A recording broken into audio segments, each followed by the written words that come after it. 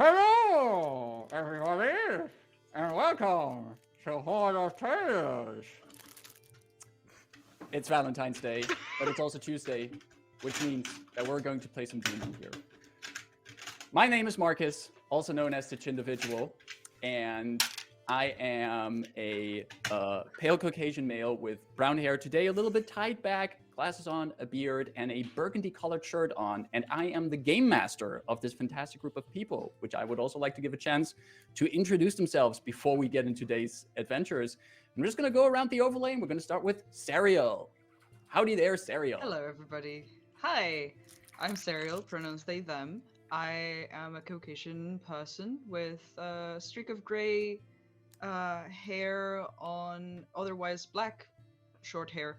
I'm wearing a corduroy open jacket and a sweater vest in earth tones and a floral shirt and a little pin of a moth on my collar because, I dressed up a little today. And I play Rebus, who is a warforged who uses any pronouns, usually they, them. They are tall and elegant and made of patchwork parts of metal and wood. And I am very happy to be here today to entertain. Thank you very much, Serial. Also here under a blanket and a filter, which kind of tells us about what happened last session, Ida, hello. Hello, everyone. I'm Ida. My pronouns are she and her, and I have a white blanket over my head, which I am taking off now. Okay. Excuse me. And I am, right now, I am in a bit of a monochrome filter, but otherwise I have tanned olive skin, black wavy hair, and I am wearing an orange hoodie. And I was playing... still technically am somehow playing Rayn, who's a sorcerer. Her pronouns are she and her. She was a Triton person with aqua green skin, webbed ears, and seaweed black curly hair. Thank you for being with us again today, Ida. We also have here Austin. Hello, everybody. My name is Austin. Pronouns he, they. Caucasian person with a beard, long brown hair, and cats that are fighting in the background. Excuse me. Hey. No. Please be nice to each other. I have a gray blazer and maroon button-up. And I play Dythun, who is a Leonin fighter with brown and black colored fur and shiny armor. And I got distracted by the cats, and I don't know if I forgot something, but I think that's it, right? I think we're good. That was a good description. I would like to make a change to Rayn. I think her pronouns are was and win now, right? Okay, I'm just checking. Wow. Well. Oh. Thank you for that, Austin. And last but certainly not least, with us today again is Caro. Hello there, Caro. Well, hello. Pronouns she, they. I'm a white Caucasian femme with shoulder length turquoise hair, today with glasses, and I wear a black blazer, a white shirt, and a black harness underneath. And today I'm gonna play Delphine, who is half-elf femme, pronounced she, they, and with long wavy bluish hair, a tricorn hat on her head, and they are like rocking pirate style through life. Rocking the pirate style through life. Thank you, Caro. Thank you, all of you, for being here. Last session was a ride for certain, and as you might see on the monochrome filter that we applied over there to Ida, is that her character is certainly in a situation that the party will try to deal with. And I, for one, am looking very forward to how that is happen. It's gonna happen. Me too. Me more. how's the rest of the party doing before we get into the session? How are you all feeling about these current events? Well, concerned. I think we'll figure it out. I think we can come up with something, right? We always it do. will be okay, right? Nervous laughter, nervous laughter. I mean, I am loving it. I do not so much, but I think this is fun and exciting and not necessarily fun. That's the wrong word, but exciting and good. Dramatic. Yes, it's good. Memorable. It's a good story. You know, it's like, what's gonna happen next? Oh yeah. Exactly. Yeah. Honestly, I thought it was a great story beat. Precisely, like especially knowing that like one of the pieces we had to retrieve could not be handled by living hands. Yeah. To have Rayn die, but obviously within the story, Rebus very concerned, freaking out a little. Just their usual anxiety is a bit higher, even than normal. So this is fine. This is okay. Everything's just perfect. It will be. Somehow. But for the audience, this is something we've also discussed as a table, making sure our situations were clear.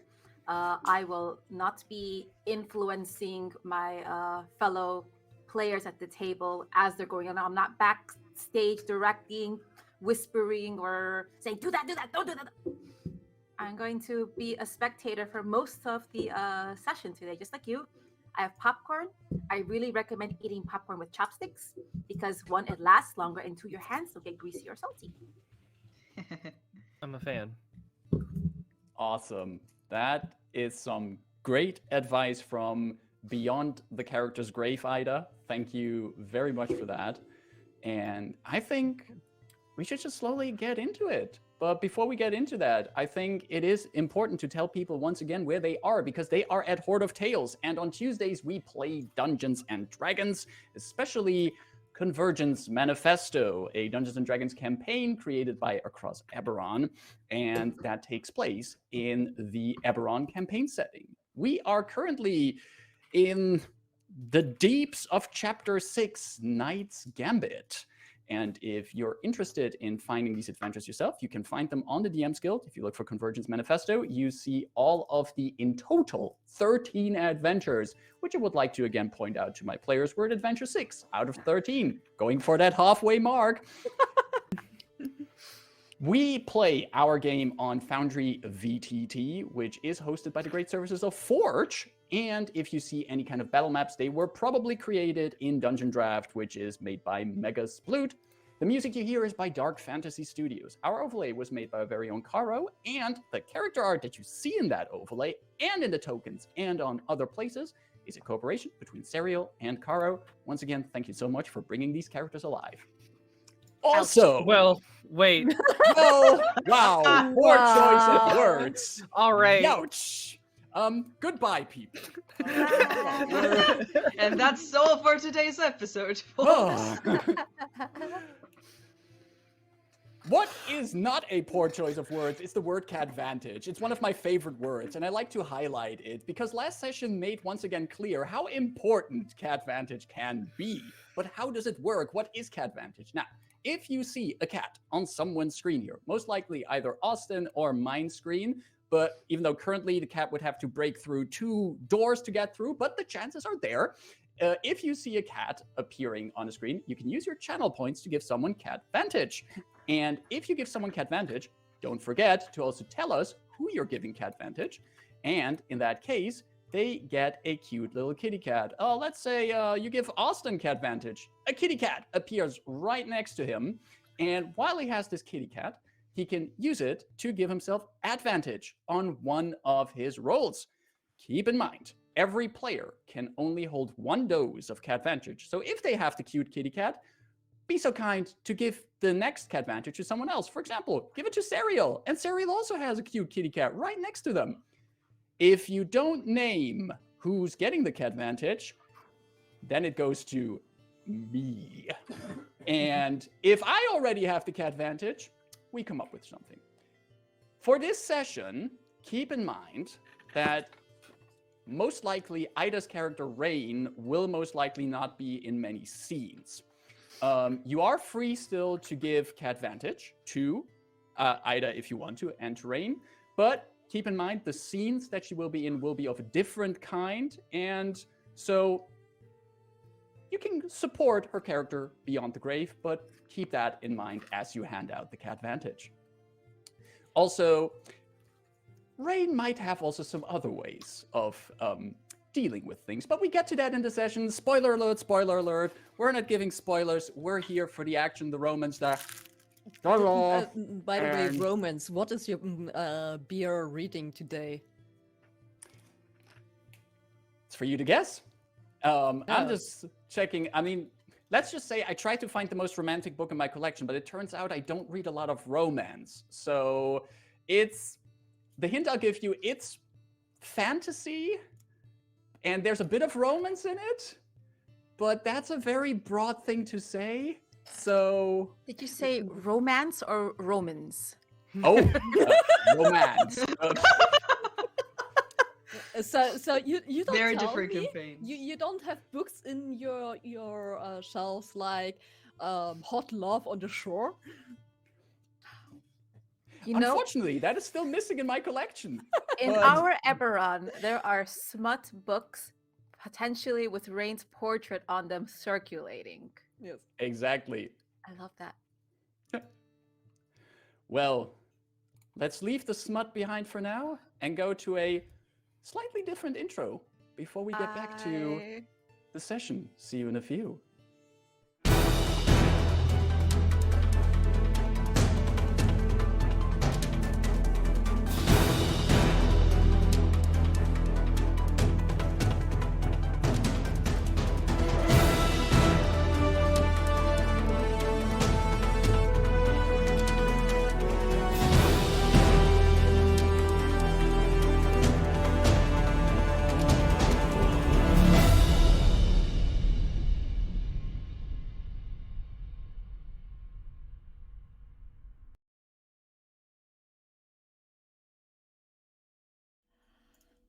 And we are back. Last time on Convergence Manifesto, the party continued their delve into Fort Bone, a fortress on the border of Karnath, which held an item that the party is asked to retrieve for Tuvok Tool, a celestial entity from the Pain of Danvi. The party cooperated with Alinda Dorn, commander and captain of the fortress military forces, an undead who knew in what kind of vault this game piece, this magical game piece the party's looking for, is situated. Unfortunately, the vault was protected by magic, enchantments, and undead that tried to defeat our party. The battle was tense and close, with a lot of close calls among all of our party members. And even a familiar face from the past, the halfling Farron, who also tried to get into the vault. Once the undead were defeated and the portal to the vault opened, Rayn, foolhardy, stepped through it and landed in whatever kind of extraplanar space lay beyond the threshold. The gate closed, and the party on the other side tried to open it again, but instead triggered another security mechanism which turned a bony golem against the party. The situation seemed dire, but also inside of Rayn, things had taken a turn. She had started to play a game of dragon chess against the entity that held the magical queen item, and learned that the only way to hold it was to be dead. And the only way to return from that place was to be dead. She took that leap of faith. And with the figure this knightly gambit in her hands, her body reappeared on the other side of the gate. The bone golem no longer wanting to fight the remaining party members, but all of you finding your companion lifeless. Alinda Dorn urged you to leave as quick as possible, indicating that her associate, a man that you do not want to deal with, a kind of necromancer who was in no good standing with Alinda Dorn, was on his way, and if he would find you, it would mean trouble. The three of you, holding Rayn, and closely followed by the halfling Therin, left behind the vault, made your way through this crypt dedicated to the blood of Vol, and further towards an exit out of Fort Bone. We're going to pick up shortly after where we ended last time.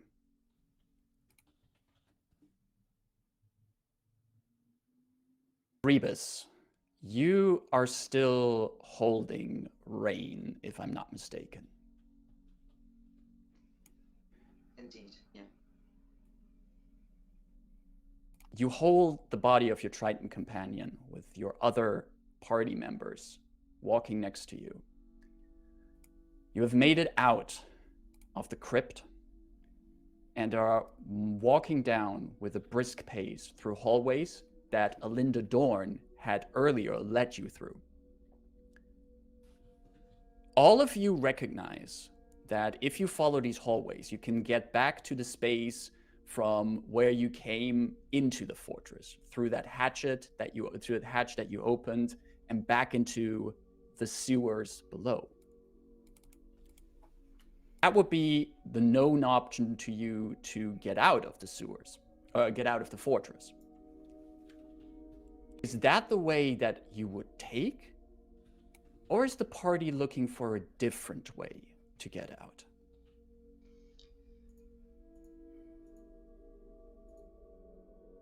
I'd like to turn to the captain while still holding Rayn. The captain is not with you at this point. The captain remained in the vault and was expecting her associate to arrive there. Right. That's what I wanted to ask, so that's fine. I turn to Dythun and Delphine. What are we going to do? Can this be fixed? Do you know anyone who can fix it? How much time do we have?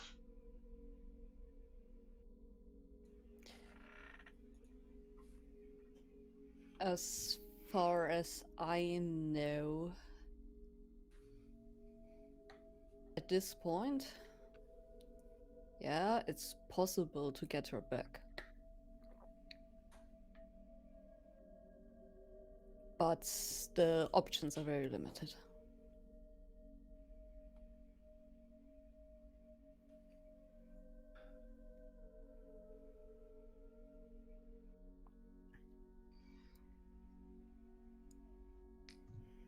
DM, I have a question. Mm-hmm. Did the captain say that she would reunite with us at some point at all? Or was this a final goodbye? She did not indicate any intention to reunite with you. So it was essentially, get out of here, he's coming, he shouldn't see you here. Run away. Exactly. Okay. Did she mention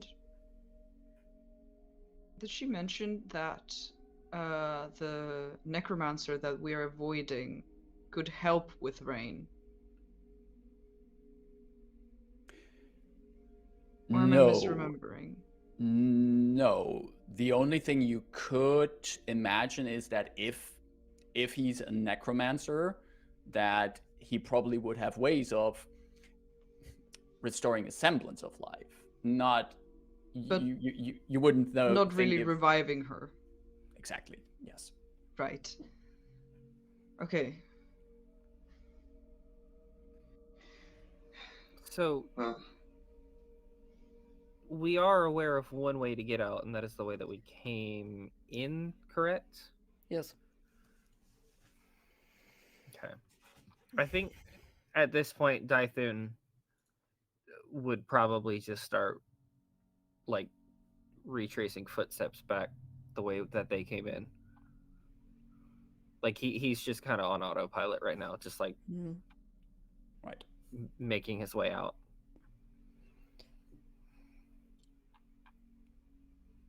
I look up at Delphine and just nod and say, well, I guess we'll have to deal with this at a different time.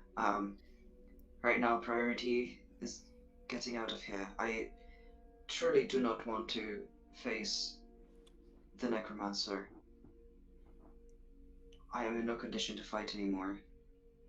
No, And you're pretty low by now, I don't think and Dyphun as I don't well. think there's any help here. So let's get out. Who is carrying Rayn? Rebus. I'll Okay, I'll I thought carry so. Rayn. She's light enough. If I have some kind of cloak with me, probably part of my winter clothes, if I still have them in my backpack, I'll wrap her in the cloak so I can properly carry her. Her arms are close to her, the chest piece still on her chest, and just carry her in my arms, kind of like a baby, and holding the Everlight lantern in front so I can see where I'm going. All right. I will take the lighting lantern from you so that you can hold Rain better. Okay, thank you. That's helpful. Delphine holding the lantern, Rebus holding Rayn, and Dythun retracing steps. All of you together can find your way back towards the room through which you ascended. Still following you, however, is also Ferrin, the halfling that you know as a member of the Deathgate Guild, the halfling that, as an employee of her adventuring guild, was a rival to you. But also a person that in previous adventures of you actually helped rescuing from a frozen wasteland. And who now also seems to have reasons to be here. What does the party do with her? Do you just allow her to follow you further?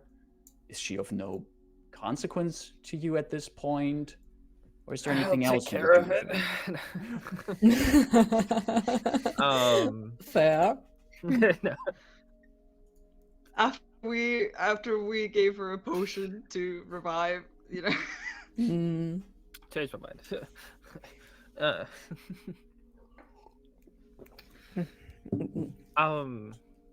I mean, Dythun is not concerned with Faerun right now. Like, if anything, he's probably giving off the vibe of, like, not really concerned with anything, almost, just follow the path, like, walking out. Like, Right. if there's, like, still, like, skeletons marching by, he's just, like, moving out of the way and just walking and getting back to that ladder to go back to the sewers. Right. I have a sharp eye on her. If there's anything, I'm like watching like an eagle right now. Yeah. I will strike up a conversation with her, just not really like a lively conversation, but mostly, so you came here for the same thing we did, didn't you? She is, like, the moment you strike up conversation with her, Rebus, she gets a bit closer. She's been keeping at, like, about, like, a 10 feet distance between the party and herself. She gets a bit closer. She looks also at Delphine, who's really keeping her eyes on her. And Delphine, you would have noticed that Farron is also trying to keep an eye on Rayn and the game piece, the queen. But Rebus has now wrapped all of that up in a blanket. And Farron comes closer as Rebus asks this question. Yeah, well, things went a little bit differently than I would have expected. I think that all of us would have expected or would have hoped for. Stupid of me in the first place to try and do this almost by my own. Where's the rest of your party? You mean the other Death Gators? Well, the remaining ones. Sure, yeah. After we got back from Ice White Isle, I reconsidered if I really want to stick around with the Death Gate. Started working freelance. Well, one thing is working freelance, another is working with no team whatsoever. And pardon my, pardon me being a bit too forthcoming, but if I've learned anything in the past few months is you definitely need backup in most situations in this line of work, so... I'll give you that. I got cocky. Were they that bad of a match?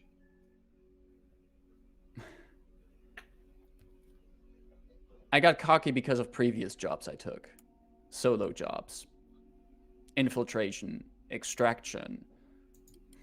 Breaking and entering, if you want to call it that. Thought I could quietly, stealthily get in through the nooks and crannies of this fortress as well. But hey, guess this is a lesson, right? So... Did your companions... Sorry, Delphine? No, keep on. I was just curious if your companions just did not agree with you regarding just being a team together, or if it had more to do with they did not want to leave the guild, or they did not want to work for this particular employer. Oh, as far as I know, the rest of my former party is still with the guild. I just quit. And they didn't want to quit with you. Maybe this is new to you, but not everyone in an adventurers guild gets as close with their colleagues as the lot of you do.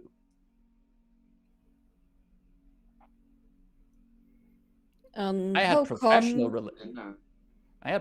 relationships with them. But when my paycheck ends, so does my alliance with them. And how come you're working for Aurea, your current right now? Do I see anything on her? Make an insight check, Delphine. Yes. Let's go, Delphine! Yes, I was I hoping wanted to for ask this. that question for 5 minutes, but Daisa's not speaking.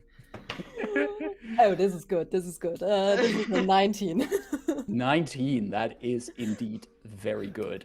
Rayn, detect the... Oh, never mind. Wow. Wow.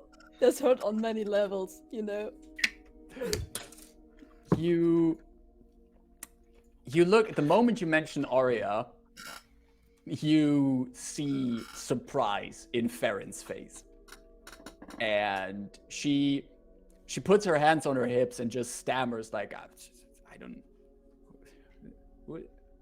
Who? Yeah. Of course. Now you play dumb. But probably you are. You think we wouldn't know? Delphine Look, is so I'm- intense. I love her. I understand that you're having a really hard time right now, but that's no reason to be rude, all right? No, that's my normal state. It really is.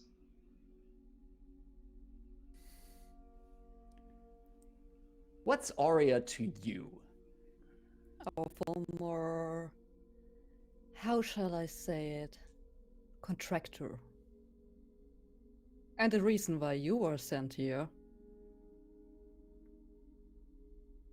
But so you thought that because she's no longer running with you people, you're just gonna No. steal stuff from her. No, because we challenged her. Steal stuff from her? These things are not hers. She pays me enough to believe whatever she wants me to believe. Then maybe Delphine has a point regarding your level of intelligence. Or at least your level of willingness to learn. Roll for burn damage. Farron is about to like say something, but then Rebus lets that loose, followed up by what Delphine first said, and Farron just raises one hand.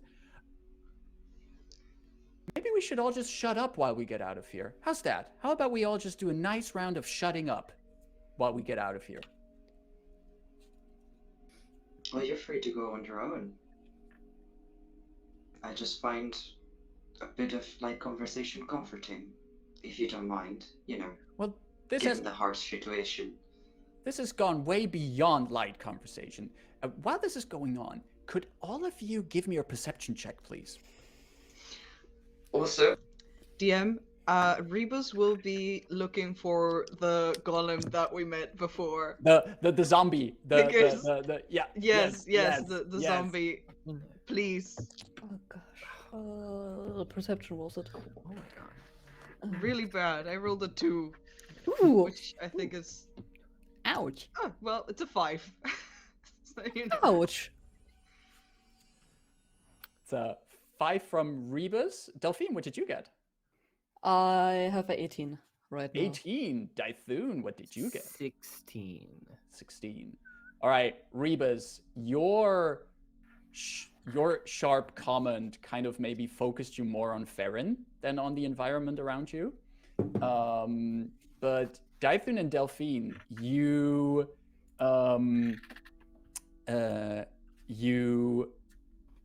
walk further down the hallways, and you notice that in these hallways that you walked earlier, you notice that at various places there's just skeleton soldiers slumped down against the wall, immobile, just as if, and some of them are actually not leaning against the wall. Some of them just seem to have face planted onto the ground and no longer moving.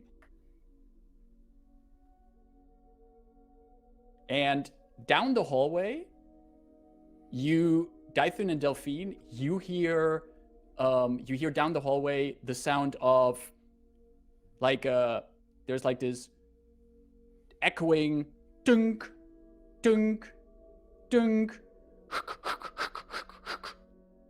dunk, dunk. I know exactly what that is. Is it What? beyond where we're going, or is It's- it in the direction we're heading? It's exactly in the direction you're heading. But basically at this point, you notice that you're also moving in between completely lifeless, armed and armored skeletons around Could that you. be the halflings from before? What you would, Delphine, what you would spot with your roll of 18 is that the skeletons that you see seem further completely undamaged. No damage to the armor, nor damage to the bones or anything. It almost seems as if they just dropped down and stopped moving. Dyphon, you think this could be caused by the chess piece? I think, like, I imagine him like a few paces ahead of everyone, and he kind of just stops when you say that.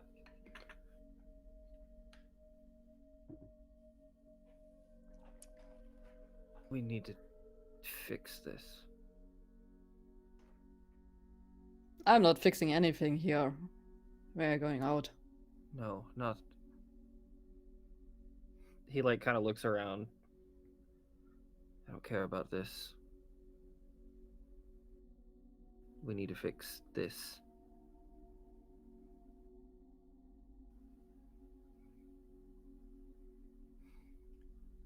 He'll like turn, I think kind of the first time looking back in the direction where Rayn is and kind of stare at the bundle in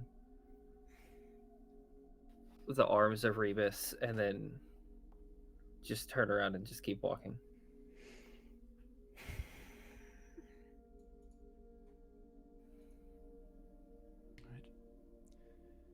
You continue further down the hall, and eventually all of you can see the source of the dinging and sound. Close to the door to the storage room that you came in through, you see a familiar zombie busy trying to get one of those skeletons back up on their feet. And since the skeleton doesn't keep standing by itself, he's been busy making a kind of improvised scaffolding to keep that skeleton standing, with one arm raised to hold up the spear and the other raised to hold up the shield, simulating a kind of guarding position. And the zombie is currently busy like making sure that the arm with the shield, which is extra heavy, is getting some extra support. And as you guys make the turn to get towards there, you see that right when the zombie thought the arm had enough support, you hear like a and the arm falls down again with the shield clattering to the ground. The zombie stands still for a moment and then just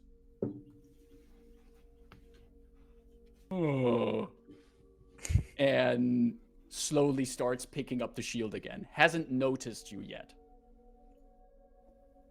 I think like instinctively Dythian's gonna draw his sword, just like not like raising it for combat, but just like something in him is thinking like, oh, danger, I gotta pull my sword out, I gotta deal with this. Yeah. And just kind of like not like getting battle ready, but just like drawing it and just kind of holding it in his hand.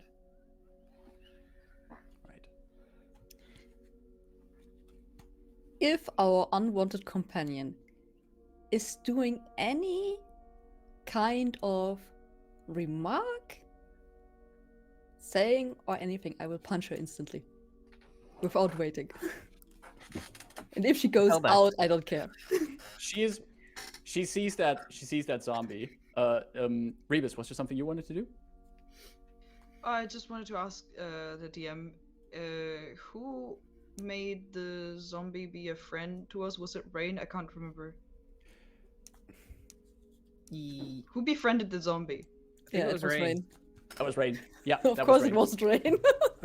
Who else would it have been? Not Okay. Dythian. This is great. Okay, good. Continue, please. Delphine, glad you mentioned that. Farron is not far from you, and she looks at the zombie and she just goes like, "What the heck is that?" She just opens her mouth and you just punch her. You just deck her. Yeah. Yeah, you can just like punch down, deck her in the face, and just the fuck.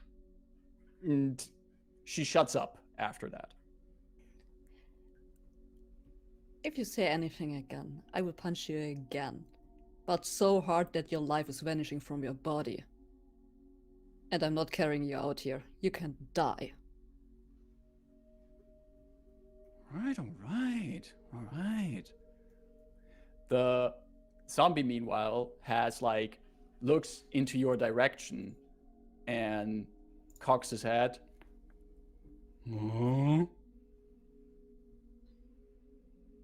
And just slowly moves towards you, and is especially moving towards Rebus, who is holding Rayn.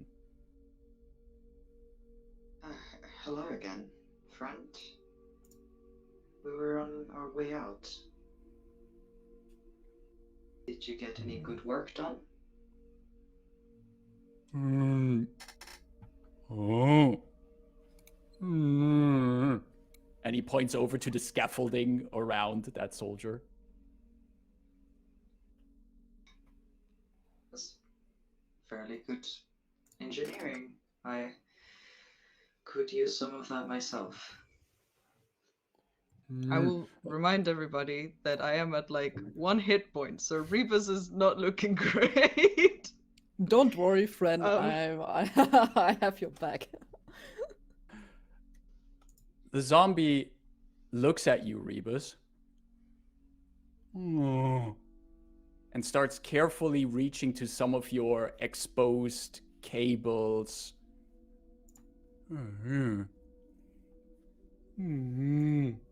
Frankenstein.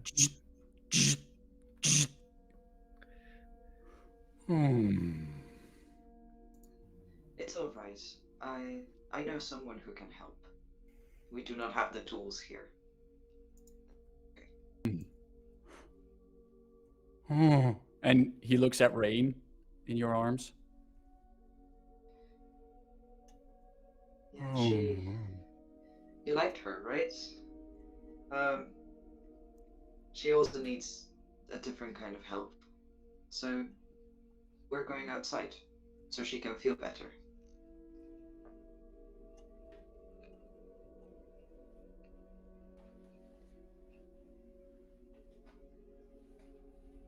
Zombie gestures towards you and walks into the storage room that you were heading for, all of you. And you see now that the trapdoor through which you entered, when you came in, you had to push the trapdoor open, and quickly once you came in, a lot of stuff happened. You kind of forgot about like what happened with the trapdoor and everything, but apparently this trapdoor is pretty heavy, and it just fell shut again. And now, especially with some of you having to carry someone down there, and also in your weakened state, keeping the trapdoor open while all of you are going down there would be extra hassle to you. But that's not something you have to worry about at this point, because the zombie is already like holding it open and gestures then with one hand like down into the opening.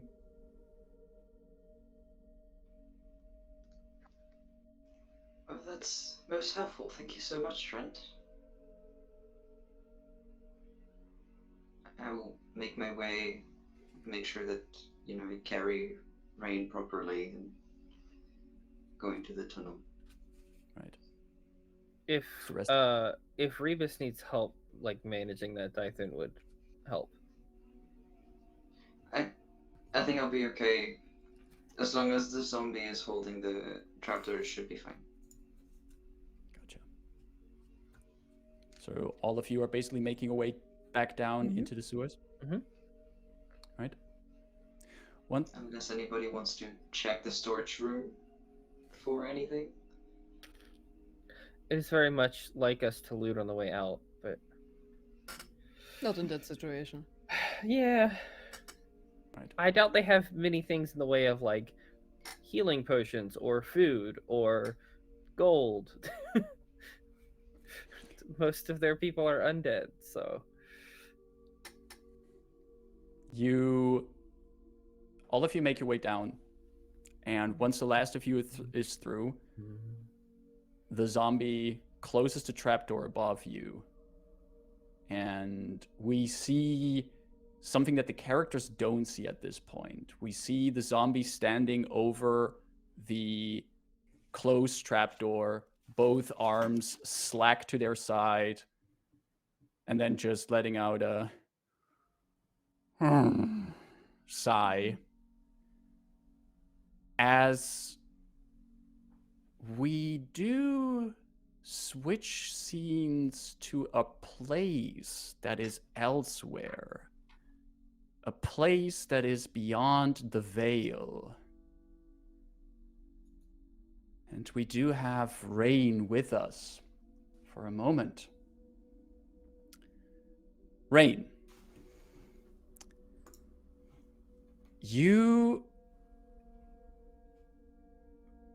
didn't keep yourself to just playing one game of dragon chess with this entity, did you now? No, I mean, this entity clearly has a lot of stories, has some ins, might have some juicy secrets. What's a couple of games? At this point, you might have even lost count of how many games you have played with the entity.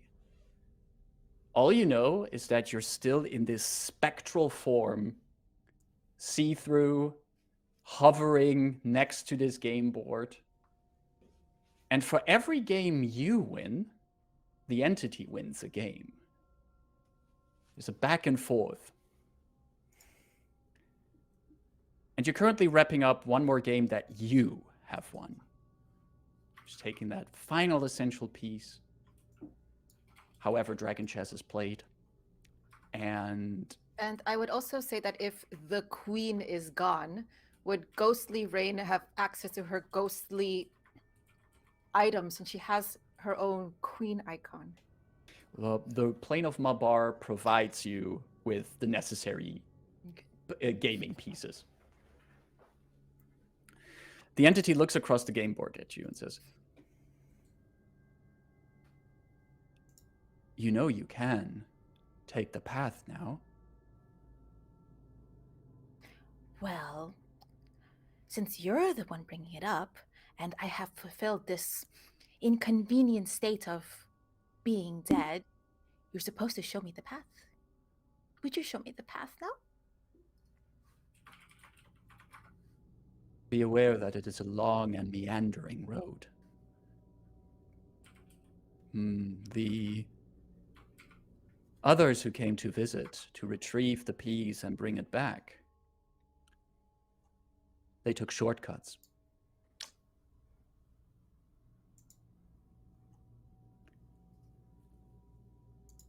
This is not the first place that has marked you. Your spirit is punctured. That doesn't have a nice ring when you say it like that. I prefer to say well-traveled, well-seasoned. Well seasoned. There are many spirits that come through Mabar that are well seasoned. And if you wish to call yours that, well, and that is fair game. And as the entity says that, the game board between you vanishes, falls to sand, just like the sand beneath you. But you can now see that leading away from this beach and this sea of dark gray substance, you can see dunes that have appeared. The way leads that way. You need to understand that the dead usually do not walk out of Mabar.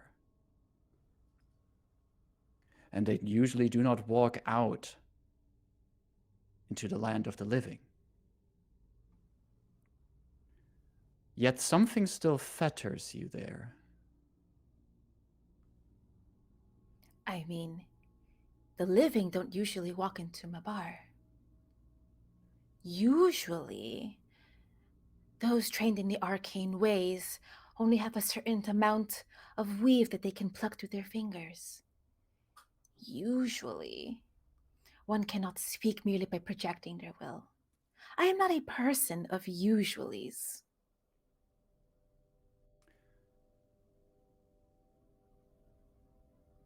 The entity looks at you, lets that sink in. These plain features on them, not betraying any thought or emotion.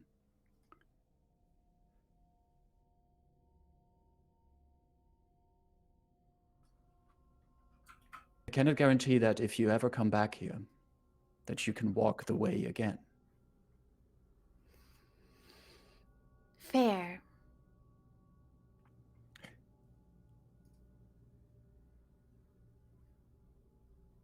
There's a light on your way. And you can see from beyond the dunes, it looks as if there's a distant sun slowly rising. Should not keep it waiting.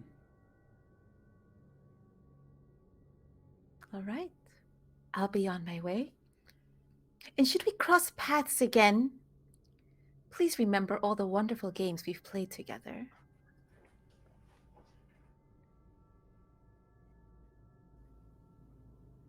Figure just looks at you, and then, just like the game table before, dissolves into sand.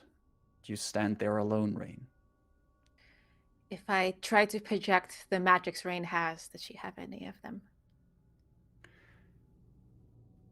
You can use some form of magic here. They feel different because you don't have your corporeal form here. But you have access to them.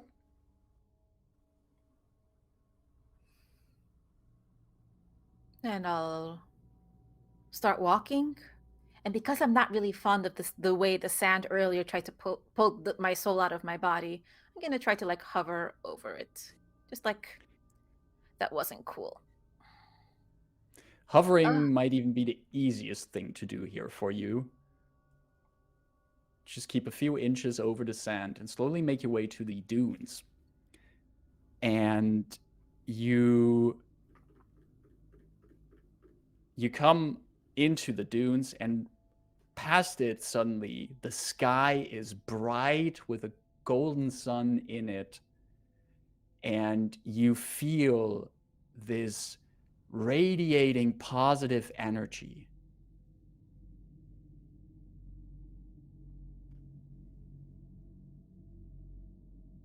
Rayn almost looks embarrassed to say this. Mom? And stepping out from beyond one of those dunes, you see this person, this Triton,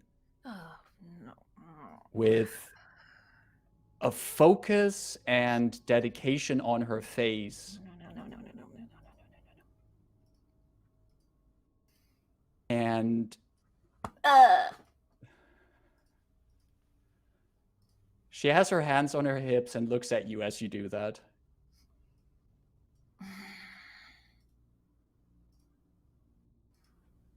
This is what you get for leaving.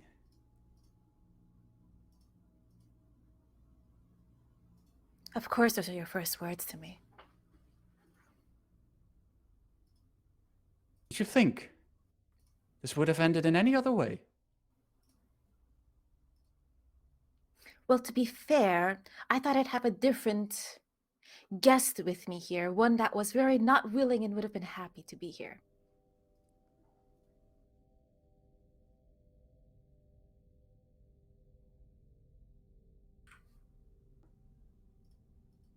I am happy to see you, child.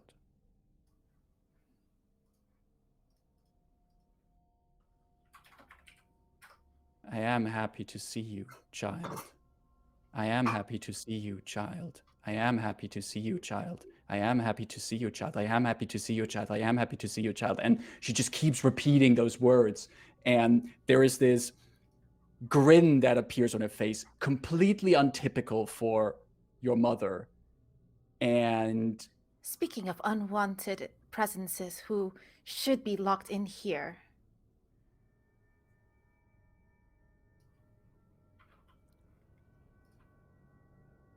And this grin sticks on her face. Still keeping my eye on you. Is this everything you wanted? And I gestured to like the gray dunes that were behind me. No, it disgusts me. It's definitive. Over. Gray. Immutable. You're Get used better to than it. this.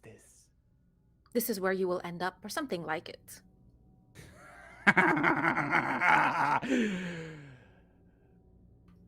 Silly child.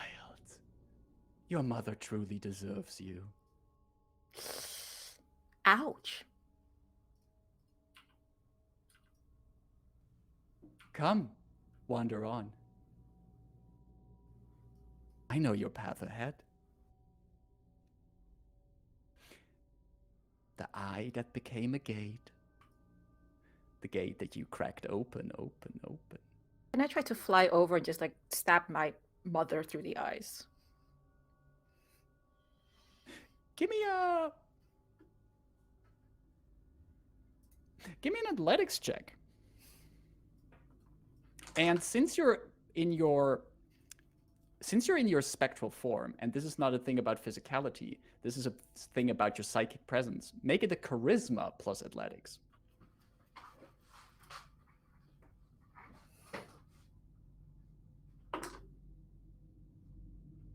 It's gonna be not good. 7 athletics would make it an 8. My charisma bonus would make it a 11 total. I also didn't roll great on the Kauro die. And as you just hover over, you just poke in the eyes, reminiscing about one of your party members that did a similar thing not too long ago. You poke in those eyes, and the image of your mother just dissolves in a swarm of golden glowing butterflies that spread out through the dunes. And your mother is gone. Whatever kind of entity was pretending to be here is gone. Is it And there's still just not this Mabar-ish? No, there's this warm sun, and generally, except for this appearance by your parent, there's a positive energy here.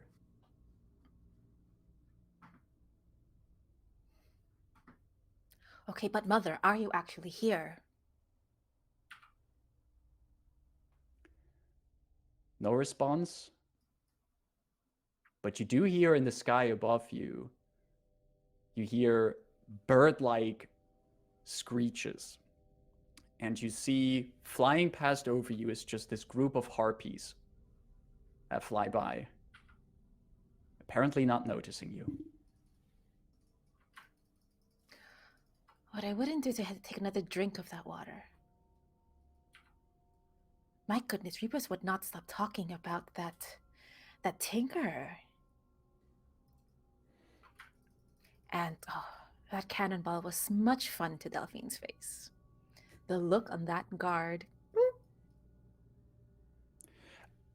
You bring up those memories, and you don't remember walking, but it seems as if you have moved forward. The dunes make place for indeed this cliffside with a forest growing around it, a waterfall leading into a pool of clear blue water, and you can hear giggling your own laughter. And you see yourself with Delphine in that pool. She's not laughing, but you are.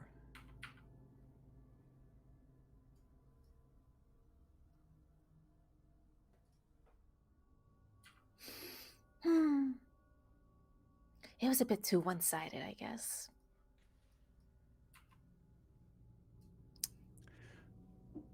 Behind you, you hear also a familiar voice.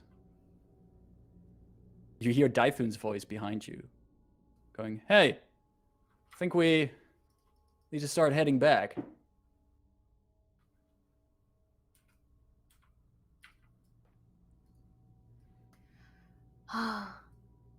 And Rayn is almost like acting out the words, knowing that this is all not real. To say, "Hey, by the way, don't give out all your positive juice in your canteen.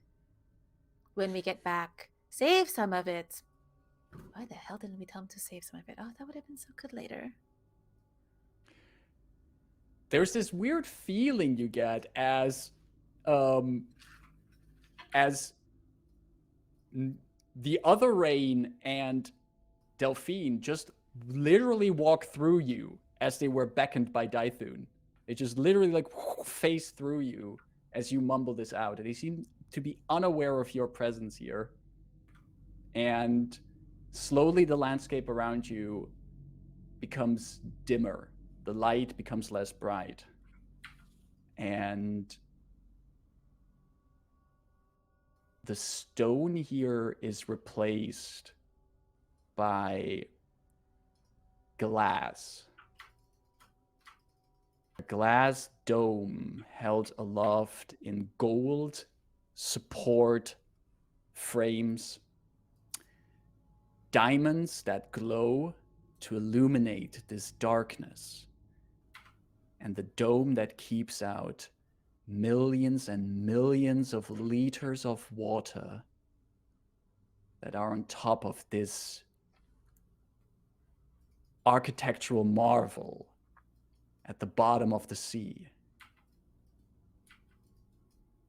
Music plays here. Music played with the ancestral instruments of your people. You're in your formal outfit, Rayn. And there are many Tritons around you, all of them dressed in their best as they dance to the music, converse with each other. This entire social game of trying to come out on top. One of the Tritons, a younger-looking Triton, walks up to you. Lady Undenath, could I ask for your hand in a dance? You don't know exactly who this is. Your father must have introduced you to him at one point, but the only thing you remember is he's from some other family that could use some relations with your family. You mean to depose me of my limb?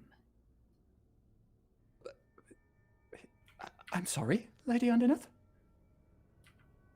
You wish to deprive me of my bodily limb, one of which I have most reliance for.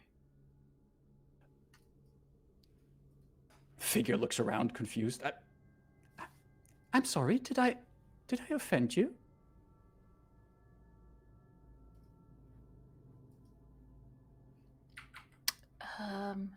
Is this pre or is this Rayn before she had her abilities or after?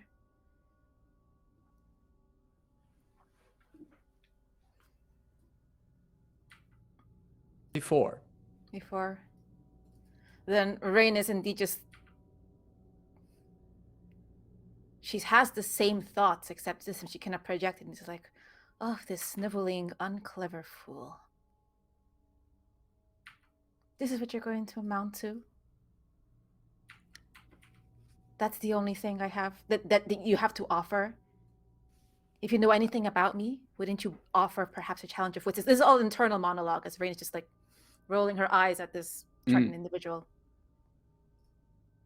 Who is looking at you and then suddenly looks past you and then stammers, I'll return later, Lady Undenath. Bring punch.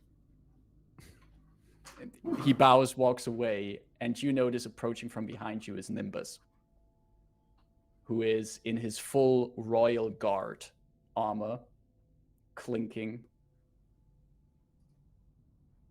scaring another one off. I need to have some fun here. Do I look like I'm having fun, sister? Then go out and have some fun. If you're not having fun and you're continuing to do the unfun thing, who is responsible for that? Duty. Loyalty. A love for a family, sister. So black and white. We were not all meant to have fun. We were not all meant to leave their family behind, family behind, family behind, family behind. And as you do that, before your fingers reach the eyes, you hear cracks in the glass above you, and water starts rushing in as Nimbus just looks at you. Family behind, family behind, family behind, family behind, family behind, family. The wave takes you. Only the sound of water around you. You wash up on some distant shore.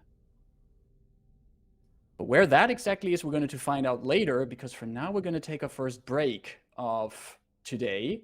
So we're going to take a chance to breathe, exhale, inhale, take a bit of popcorn, drinks, and we're going to be back in approximately 5 minutes. So be back in 5. See you then. And we are back from our short little break, stretching our legs, getting a little bit of snacks and drinks, and returning to our party, and especially the still living part of our party. Before our break, we had seen how Dython, Delphine, and Rebus were taking care of Rayn's body and making sure that they could get out of Fort Bones. And you did follow the way that you came in back out the trapdoor held aloft by the friendly zombie that you befriended earlier, and made your way back into the sewers. And with that, you are currently in those tunnels and caves beneath Fort Bones. You have made your way past the old grate that Dython pulled open with the chains of Mortal. And you do notice that there is, lying in the sewers, the body of a now fully dead, fleshy monstrosity that you saw patrolling the sewers earlier, but let a pair of gnomes deal with. Were as they you... halflings? Sorry, correct, halflings, my bad. Yes, they were halflings. A pair of halflings deal with this entity. But this flesh golem is very dead. Wounds and arrows and deep cutting wounds in it. But no sign of the halflings that did this. But the way out is still open. You want to further proceed, or is there anything you would like to do at this point?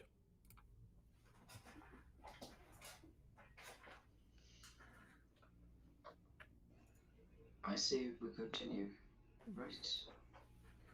As long as the way seems safe. I thought about the options that we might have to get Rayn back. Right. I mean, there are not many.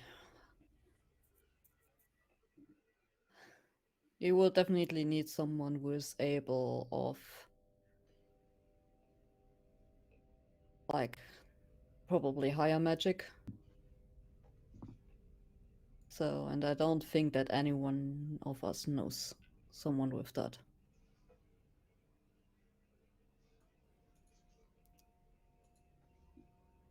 So...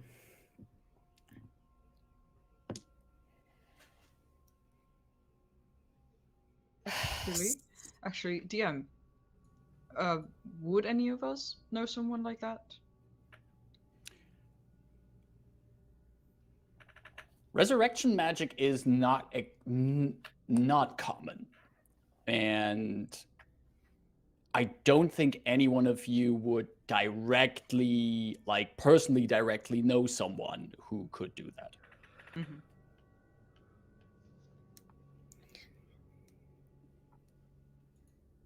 So, and I don't think we want to have on carrying Rayn the whole time, while her body is, oh, well, rotting. So, ever we are finding someone who can resurrect her fast, which might cost us a lot of money. And not just a few hundred. Might be a few thousand, depending. Or we find someone who can at least preserve her body for the moment, until we find a better solution.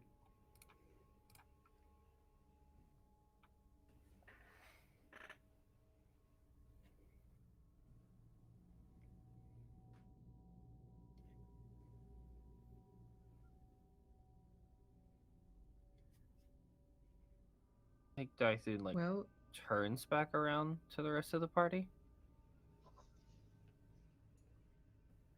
Tuvok Tool caused this. Could he fix it? You think someone who is from a plane of order, who thinks that everything has, like, let's say, its place, would try to get her back. What if it's not her time? What if this isn't her order? And but what if it was her time? Well, Then he doesn't get then his at least chest we will pieced. have asked, right?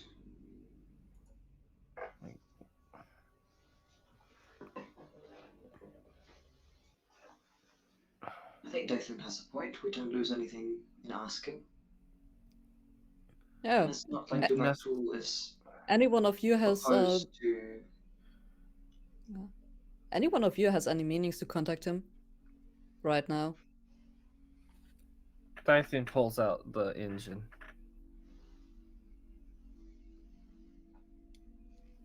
Pull out the Quintessence engine. He just taps on it. On the surface of it, you can see this close-up of Tuvok Tool's celestial eyes.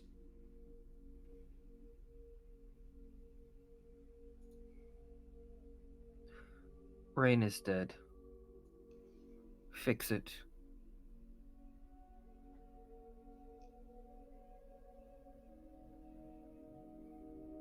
This isn't right, you know that. Fix it.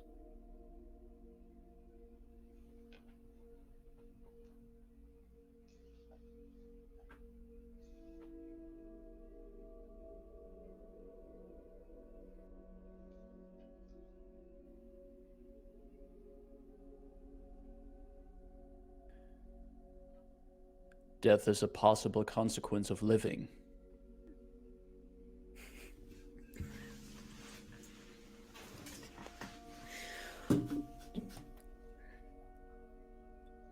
Well, we might need her to be able to complete her quest.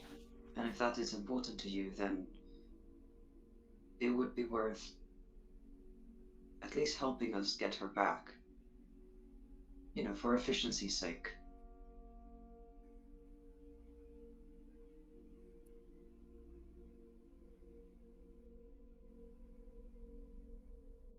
I see no reason that her end is against the order. Then it's a part of the order, and it will be reversed in a timely fashion when that is needed.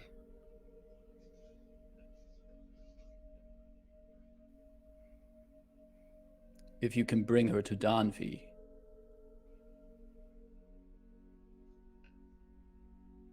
I can consult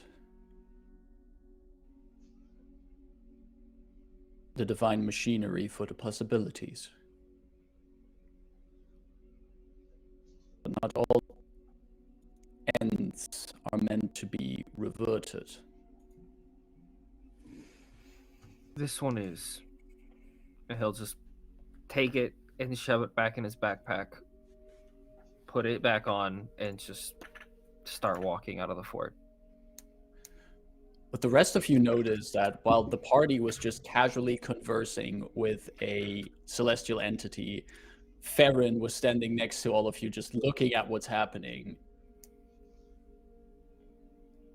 Just carefully raises a hand, as if asking permission to say something.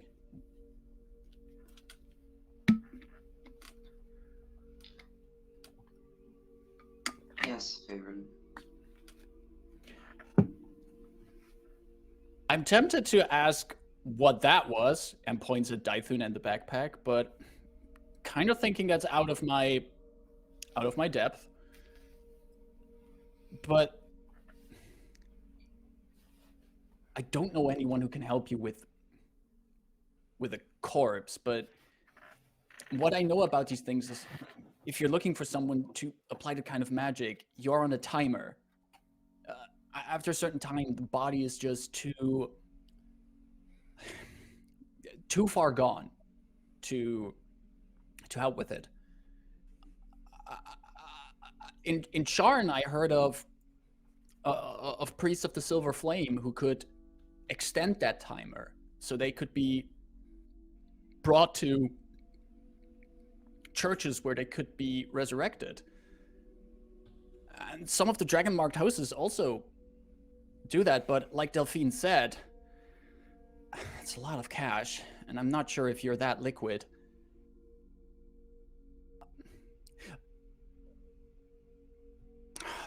Fuck it. Okay, listen. On my way here, when I came here for my infiltration, I met some of the...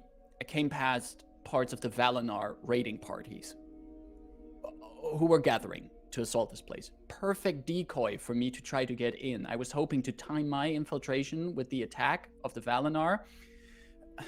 We know how that ended.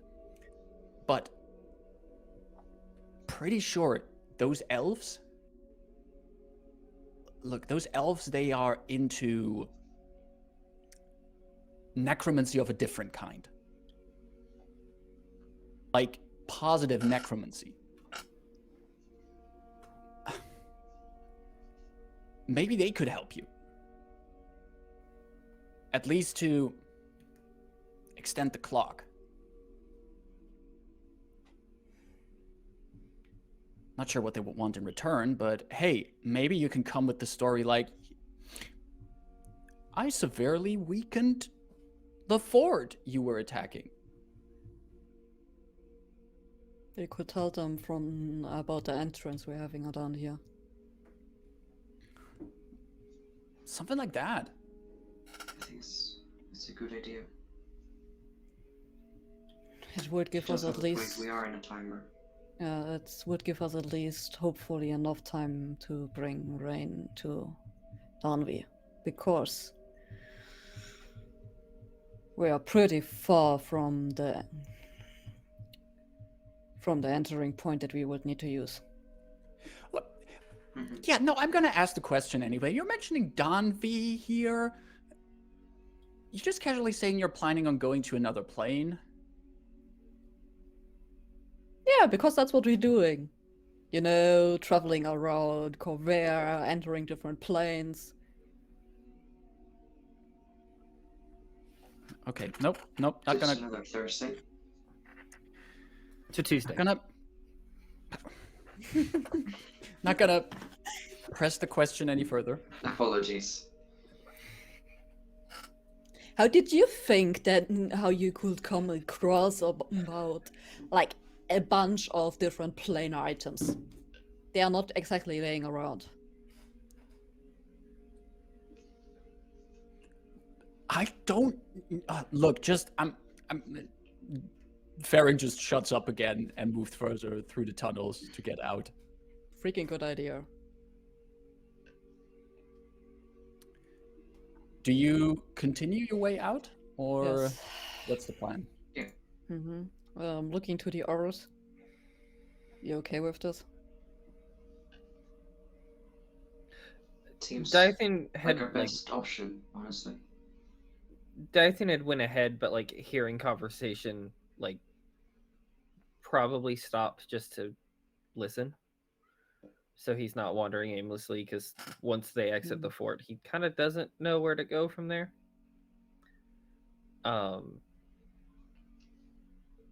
So he's up ahead waiting, but he's probably still not saying much. Right.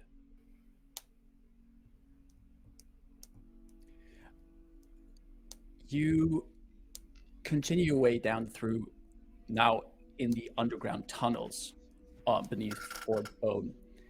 And eventually you can see at the end of a tunnel, you can see the light on the outside. Rayn, don't go. You See the light.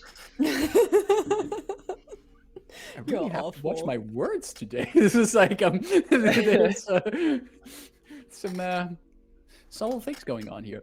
You can see as you approach the end of the tunnel, you do see outside still the body of this massive flying dinosaur that crashed here when you entered into the tunnel.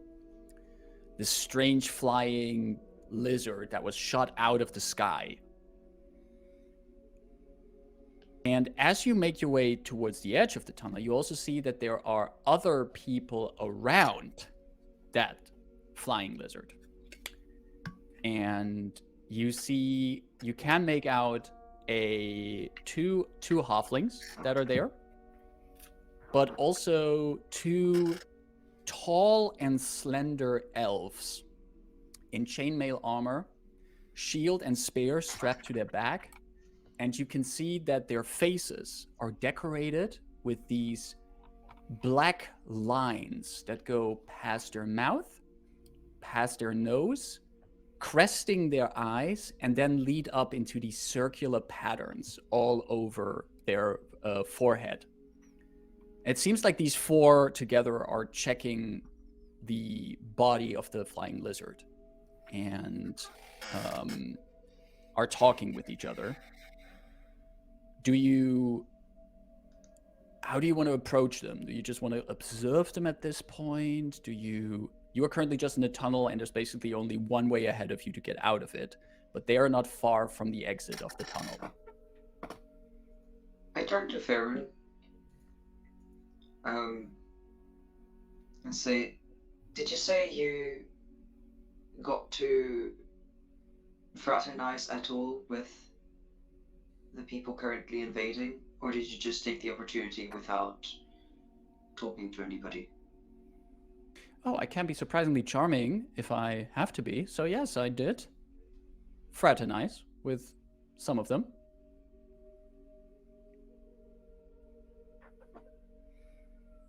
Would you be so kind as to introduce us and explain our situation? You know, in return for us not leaving you there to die and actually bringing you out. For the second time. She sighs on that last point, probably internally agreeing with you, but not externally showing it. And she goes, I mean, like, I know I wasn't very, I know I wasn't very kind, but she still owes us, so... What? She just shrugs, wanders ahead of the group, gets out of the tunnel, and then you can hear her shout in the language that you've heard before, the gnomish, the halfling language of the Talenta Plains that none of you do speak, and that is not the language that Rebus is still missing, as we established. She wanders out there, hands raised, clearly indicating she doesn't have any weapons. The halflings and the elves turn to her. One of the elves, like, you didn't even see that elf pull the spear from his back. It was just almost as if it, like, appeared in his hand. And they see her, she keeps talking, there's this laughter in between, a lot of talk going on. And after a while, the elves and the halflings lower their weapons and look in the direction of the tunnel. What does the party do at this point?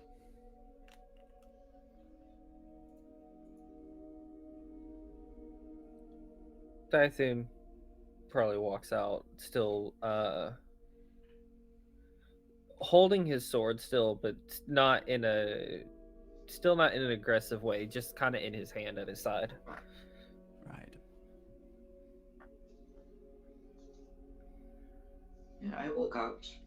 with Rayn Before in my you arms. do that, I'm giving you my last healing spell. Just in case, you know. Ah, thank you. So plates actually snap into place for once and start like Yeah, oh making wait. terrible noises.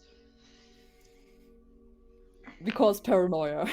We had this before, so you get 7 points of healing. Did you didn't halve that, right? No, it's not halved, so that would be 3.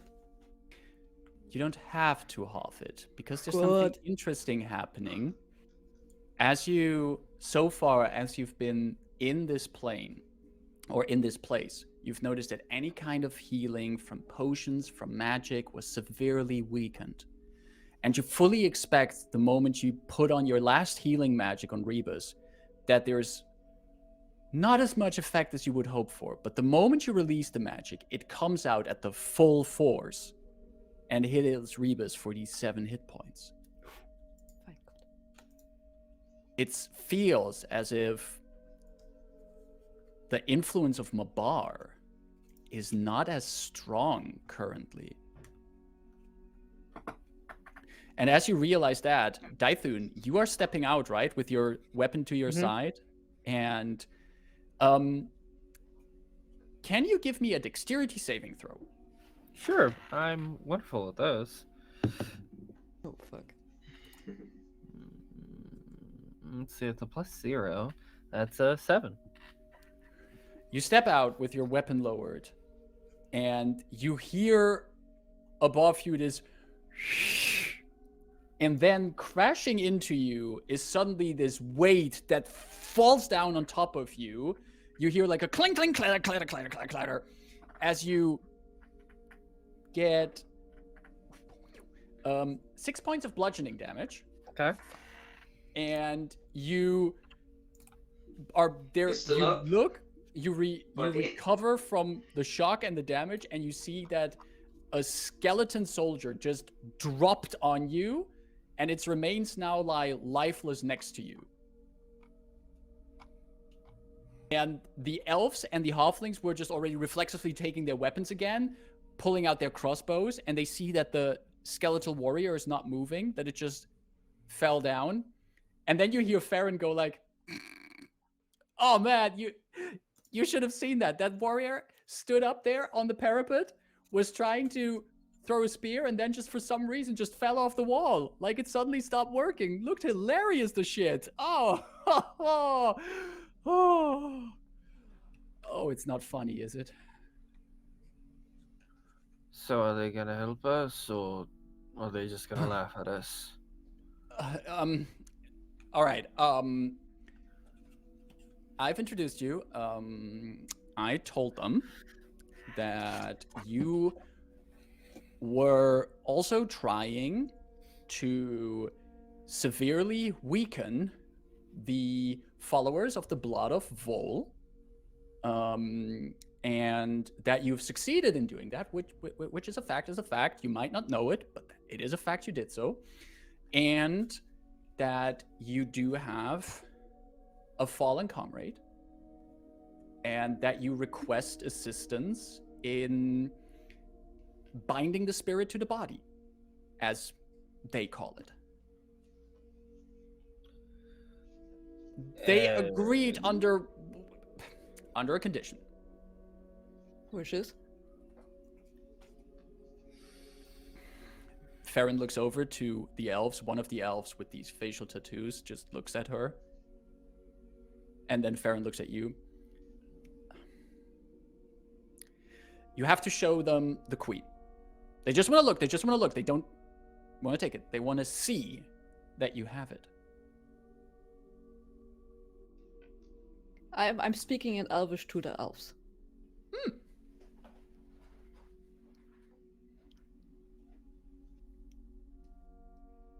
can I trust you? The elf That you're looks up. not taking it away from us. The elf replies in Elvish, and you can. There's an accent in the Elvish, like this is really a more southern Valenar accent that is in, but both of you use the same vocabulary, just different ways of pronouncing certain sounds. And the elf says, if what the halfling says is true, and you have the anchor, then you have done our people a great favor. Show it. Moving over to Rayn and revealing only the hand that holds the piece, so that they can see basically the tip of the piece. They see the piece clamped in Rayn's Triton hands. The warrior that you spoke to moves closer.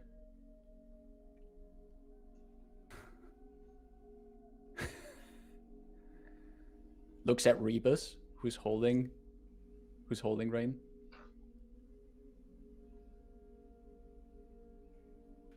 And says in the few words of common that he speaks, keep safe. Keep Triton safe. That's why we came here. Keep Anchor safe. The elf turns to you, Delphine. You and your companions look terrible. Happens. Does. Follow us. We'll bring you to Mishray and Leanna.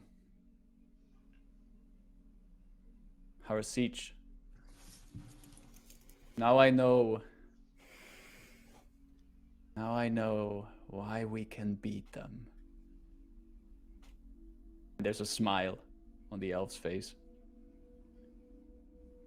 as he gestures to the halflings and the other elf and starts wandering away from the dead flying dinosaur and the rest of the party.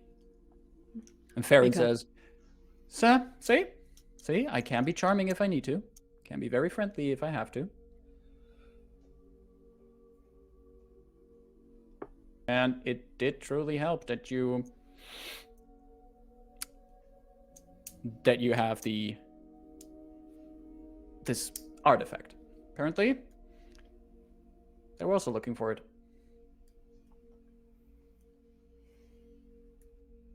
Seems like nowadays a lot of people are interested in these kind of things. Ah, funny, isn't it? No, that's also not funny, is it? You have quite a curious sense of humor, I'll admit. But I am not the best judge of that. Are you all still good to walk? Not sure how far the Valenar camp is from here, but you're all still like fit enough to walk, right? We will manage. All right. And does the party follow the elves and the halflings over to the camp? Mm-hmm. All right. You walk away from the pterosaur, which is not a dinosaur. Thank you very much for that, Serial. That's good to know. And you follow them away from Fort Bones, and you can actually, behind you, you still hear the sounds of fighting that slowly dies down as you move further away from the fort and closer to this line of tents and banners that have been put up. Leather and cloth tents harboring dozens of soldiers, riding animals, most of them horses, but also more of these, not just these pterosaurs, but also what we in the real world would call velociraptors, as that are currently being prepared by a bunch of halflings who put barding on them and feed them and get them ready, and who, as you walk by, you see one of these velociraptors go like, Typhoon reaches up to pet it. make an animal handling check.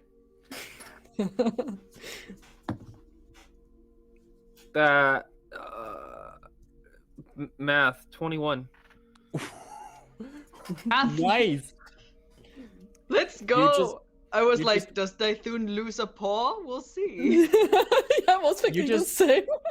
Reach out, and are you just like petting the snout? Is there any kind of specific way? Just to reach kind out? of like a general it's fine. Don't be alarmed. Just almost like absent-mindedly trying to calm this creature down as we walk by. And you just absentmindedly do, and you are rewarded with this almost cooing, like this, as it leans into your petting hand. And you actually hear from behind you, as you move your hand away, an almost disappointed from the velociraptor. Oh well. Maybe I'll come back and steal one. You're led by the pens and the tents to one central circular tent, surrounded by banners in green and white. Most of you have heard of Valenar as a nation. It is one of the younger nations on the continent. Like many of these, it once belonged to Great Syri. But the Valenar elves gained their independence after the last war. Their own nation. Not entirely uncontested. And still looking for more ways to solidify themselves as an independent nation. Pushing the borders of their nation. As mentioned, banners of green and white. Typhoon. Mhm. What are the colors of House Shadowmane?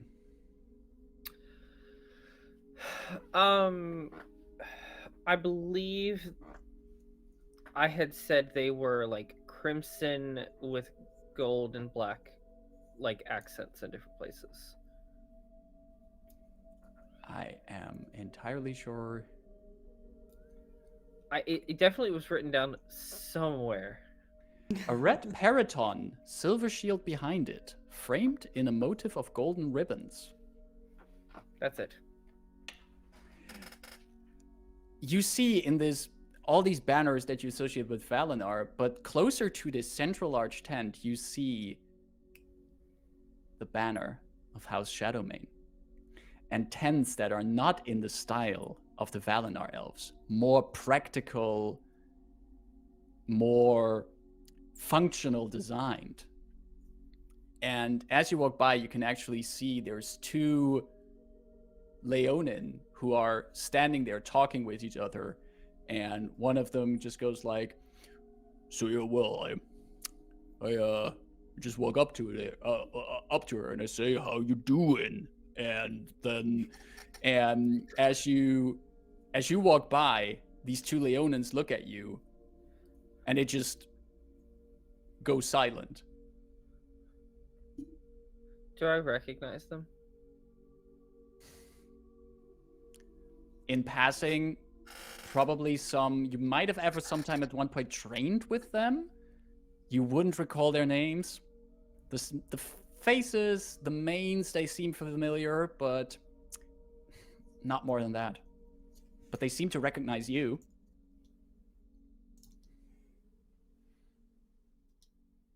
I would turn to them while still walking. Who's commanding the station here?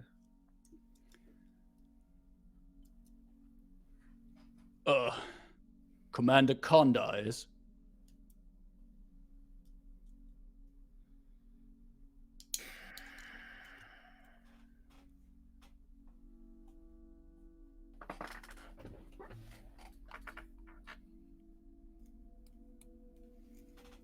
Are they here currently?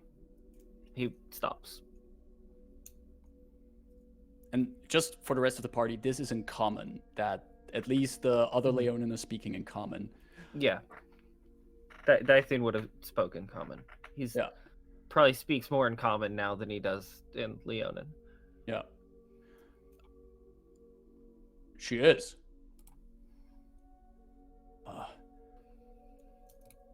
Lord Dythun, do you require to speak to her? No. Yes to the second bit, no to the first bit.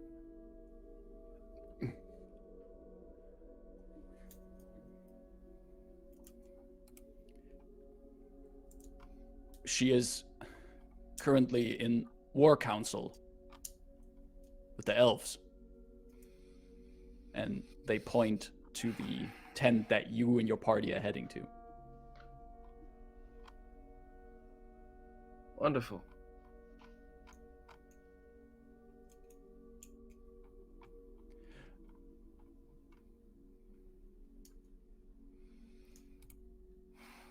I think he'll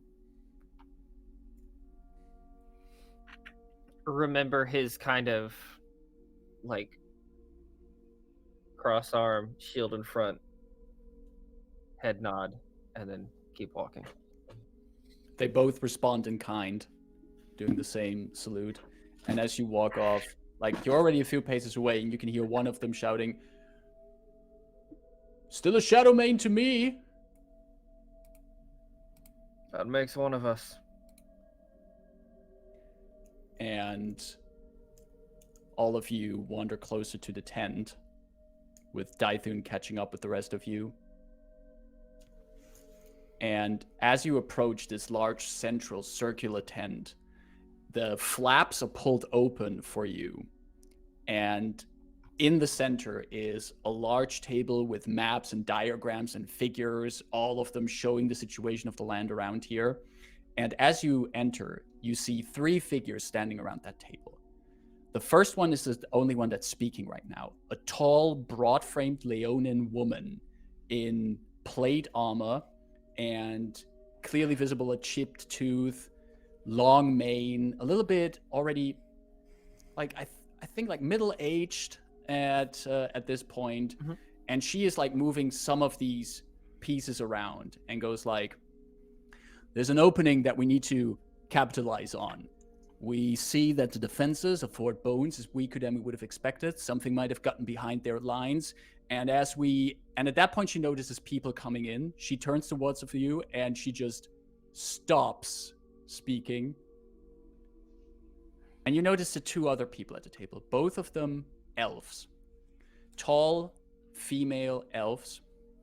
One of them in a beautiful mithril chain armor that goes all the way down to her knees, and underneath that beautiful leather and cloth padding.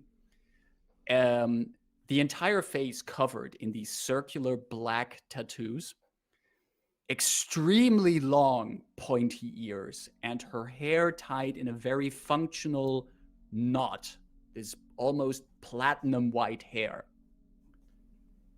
She also turns towards you, her eyes gray, with just a faint of blue in them. And the third person, also an elf, looks extremely similar to the armored elf, but instead of armor, wears robes of green and gold. Around her long, slender neck, an entire collection of gold jewelry, and on her hands, a variety of rings. She has her hands folded in front of her, and she looks at the party entering, sees the figure in Reba's arms, and puts one of her hands to her chest.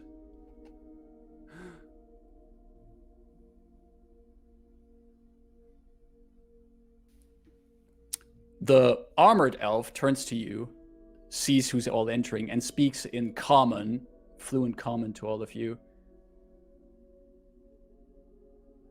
New recruits for Konda?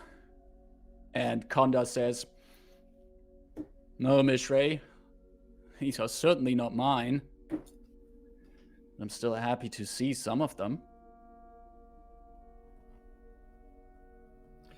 You know, they have a breach in the wall on the northeastern side. You can get to the sewers from there. Is it guarded? Not anymore.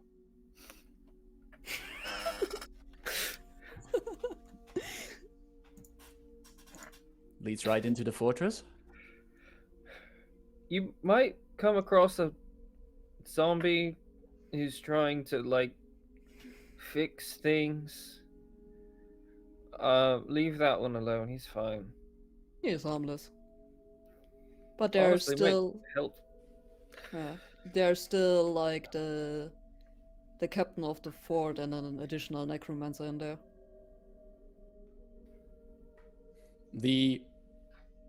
The armored elf says, "Well, that necromancer is one of the prime targets of our assault. Thank you for sharing this information with us, but we are currently holding a war council here. I am not sure why my men let you in here, but this is a private matter." If I may, and apologies if this is too forward, it has to do with our companion here. We have been told we've done you a great favor, and in return we would want to ask for one of your own, because, well, and I will move the cloak slightly so that the piece is revealed, but also the inert hands of Rayn. And I'll just say, let's say it was, we paid a higher price than we would have liked, and we're running out of time. You reveal the hand, correct, Rebus? You reveal the piece and the hand. Yeah, I pulled away the cloak so that that is visible. You reveal that, and Both the fact that she is not breathing and the fact that she has the piece with her. perfect. You reveal that, and the moment that becomes visible, the elf in the robes with all the gold chains, her eyes widen, and she immediately, like, throws her hands to her side, and all of you feel the room, the space in this tent, flooding with magic.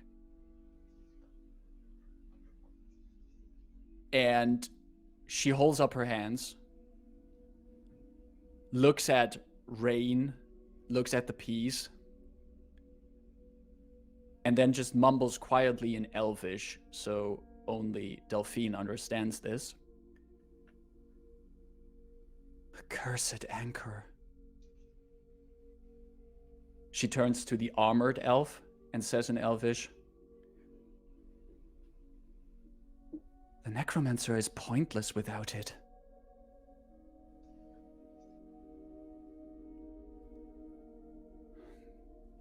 The armored elf turns to all of you. "I guess we can interrupt our war council for now." She shouts something to all the other elves in the room, or the other soldiers that were here, who just rush out of the tent, close it behind them, and it's just the party, the elves, and this female Leonin, who is now, she has straightened her posture, and she's a tall, Leonin, especially in this armor she's wearing. Taller Has than her- I think. Yep. And she has the armor, her arms crossed in front of her.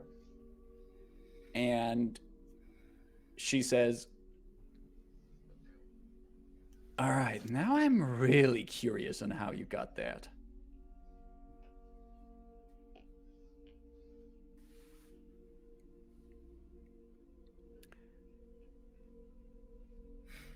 And as the party is pondering that, with Rayn still having this object in her dead hands,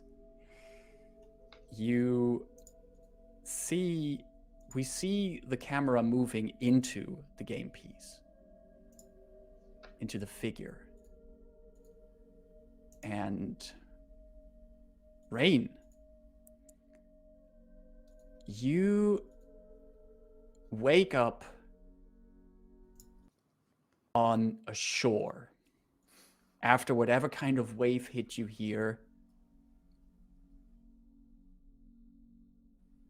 You hear seagulls. You hear water clashing against rocks. And the sound of things being thrown into water. This distinct sound that you have when you throw a pebble into water. Sitting on a bunch of rocks not far from you where you washed ashore is this figure with... The way you would see him is a strange amalgamation of your brother Nimbus, your mother, Delphine, and having also these armor plates on that are eerily similar to Rebus. The face, however, has one distinct different thing. Above, on the forehead, above the two eyes, opened on the forehead is one massive additional eye that has this bloody red color to it. I'll pick And up a where- stone from the shore that I'm on. And I'm just kind of like juggling it in one hand.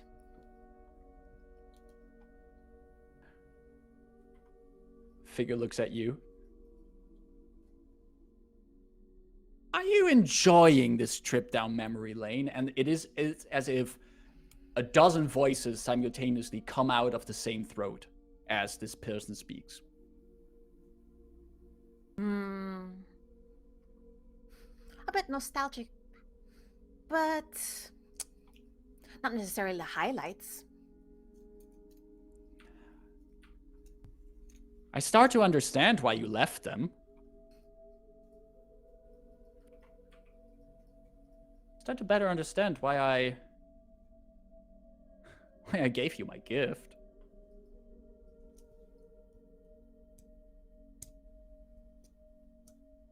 That implies giving a gift, knowing the recipient. You know, shopping for a present, requesting the storekeep to wrap it up in some nice paper, throw a satin ribbon on it. Pondering all the way back home if you truly bought the correct gift. Yeah. And if you're giving it to the right one.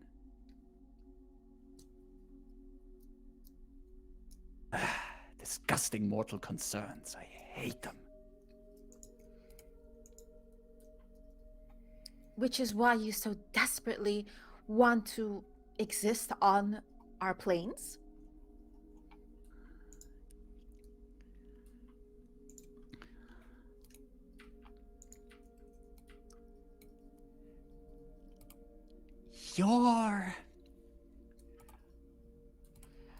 Your minds are such puzzles. And it is a delight to start to pick them apart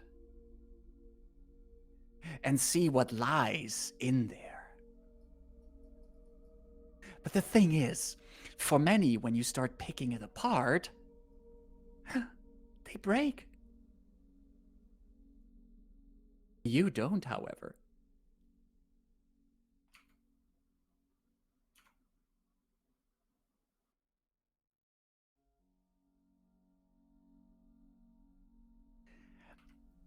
I wonder if you break.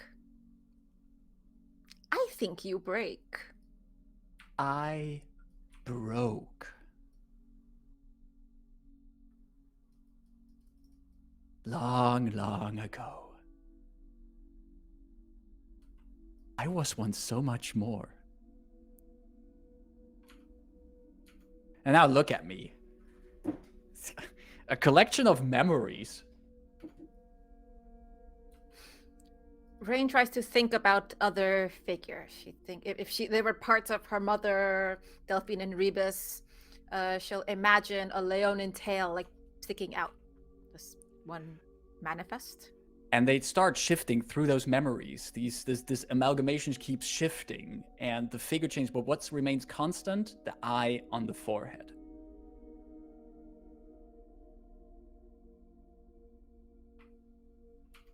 Rayn, this was like completely irrelevant, irreverent, and it shrinks. It's as small as a gnome. It looks like what's her name on the very first mission?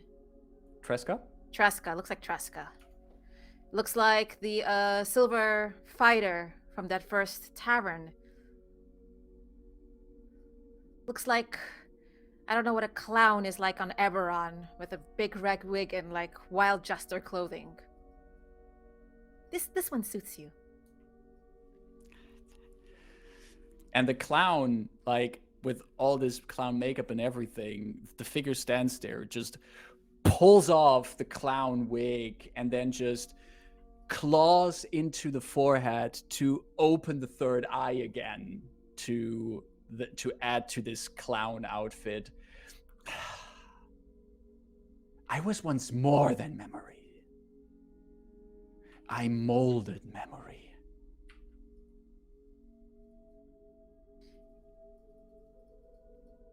Yet no one remembers you?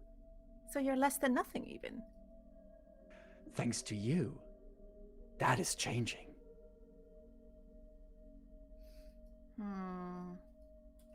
Double-edged petal? sword. The petal you took? Oh my god, the stupid petal. The engine that broke? There was a space between spaces? Genie's out of the bottle? It's only a matter of time. Before what? A clown comes in and tells unfunny jokes. Should we cry ourselves to death?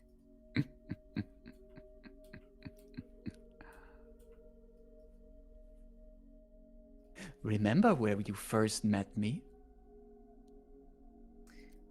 That luxury was one I could not enjoy. I will go back there. At this point, Rayn, for the first time, her face kind of sinks before she tries to put up the composure again. I will go back there. I'll crawl through the space between spaces. I'll creep into memory. And I'll mold it. And wherever I go, wherever I change, they will know it was you who let me out. They will know it was me who delivered the final blow. From here! You are a dead mortal. Technically, so are you now.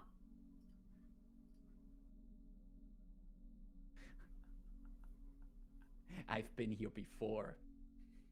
I've had this conversation with mortals eons ago. Oh, so you don't have a good track record, is what you're saying. You are...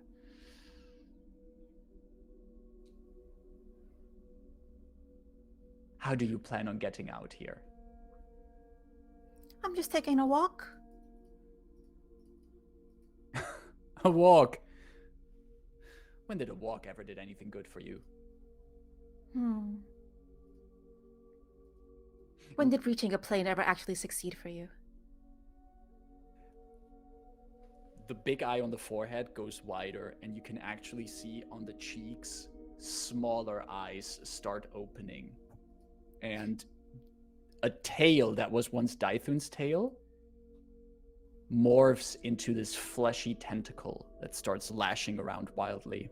Has Rayn ever seen physiology like this? Textbooks, maybe. Could you give me either an Arcana or religion check? It's gonna be Arcana.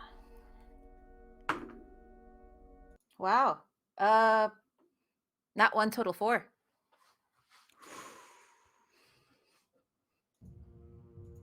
You have no idea of what this exactly is. So your true form is a clam because you have many eyes.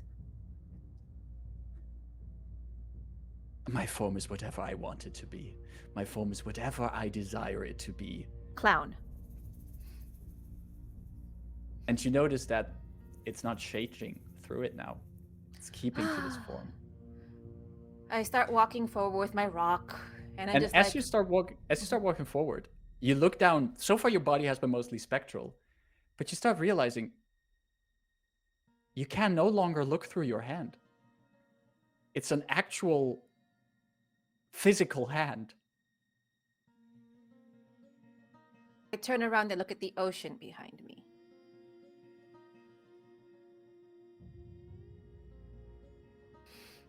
I have to say thank you to my mother. Irian was good for something after all, maybe. All right, your turn.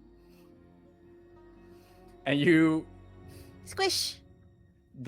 with the rock on the person. Yeah.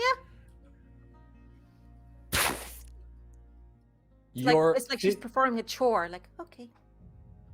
Your physical hand holding the rock connects with that entity, and flesh and skin start warping around you where you connect with this creature. And as you do, you hear a voice in your head. You hear Dythun saying something about there's a back entrance, like an entrance that you can take. Another voice that you don't recognize that says, what, are there no more guards? And then both Delphine and Dythun at the same time, no longer. They sound distant, but you can hear them. Rayn does a quick checkaroo to make sure no one else physically seems to be on the beach. Rayn is going to drop composure for a second and just like, they're nearby. My god, the bastards are doing it. Hey!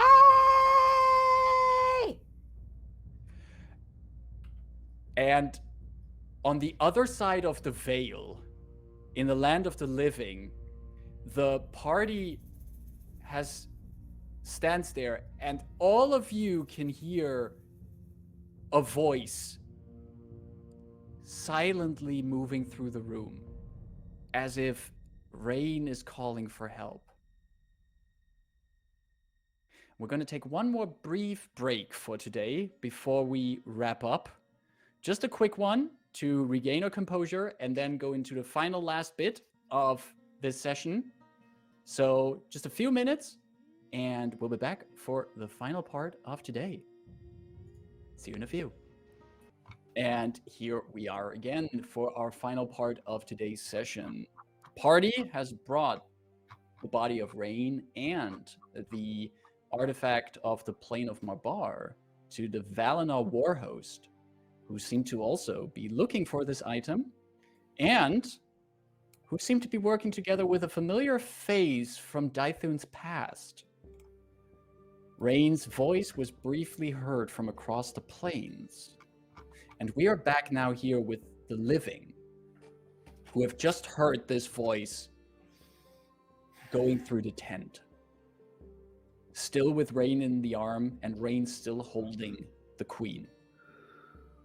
What do you do? Have we given a like? Have they acknowledged any further than like, oh, it's the anchor or whatever, and then the people left? Like, have they said anything else about the queen at this point, or No. No. okay?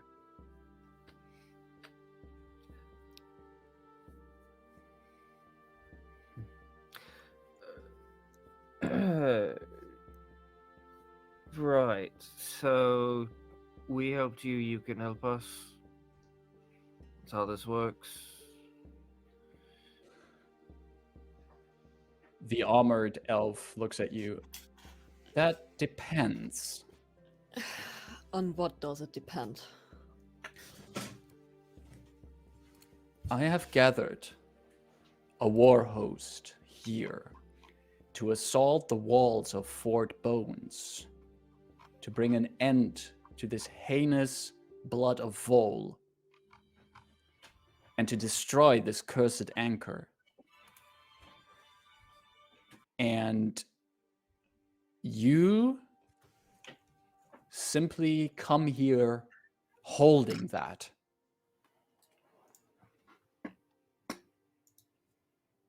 What reason do I have to just trust you?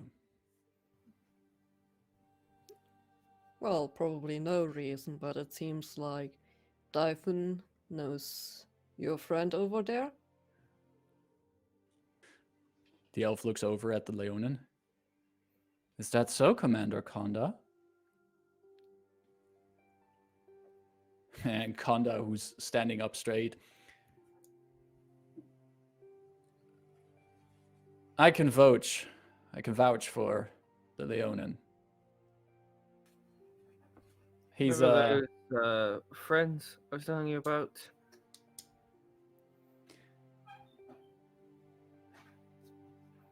I'm glad to meet them. I would be even more glad if it were under better circumstances. The robed elf, in the meantime, lowered her hands again, and she now waves over at Rebus and says in common, "Bring her over. Bring her over here to the table." I will slowly walk there. And as you approach, the elf in the robes has her eyes locked on you, Rebus. And she speaks, and you can hear her voice in your mind. And she says, "Be not afraid, Warforged. There will be no harm done to you here, nor to your friends. But I do sense this vile darkness that your friend is holding on to. The anchor cannot be held by the living. Did she give her life for this?" And it's just this telepathic conversation, like so many that you've had with Rayn, but now there's another person doing that. How is the feel of this conversation? Because I'm not too fond of people being in my mind unless it's Rayn because of... There is, you get definitely the idea that she has fully friendly intentions for you. She is not in any way threatening. Okay. And that you get the idea that she's choosing this way because it's her preferable way of communicating with people. Okay. Yes, that would be an accurate way to put it, I would say. Sadly, we were not there to witness how she acquired the piece, but see, when you know, she went in alive. She came out dead. We would like to change that, however, so if you have any magic that might help, by all means. She nods, and you can see immense sadness on her face. And she clears the table, just wipes off maps and miniatures, so there's room to put Rayn down, and she gestures for you to put her down.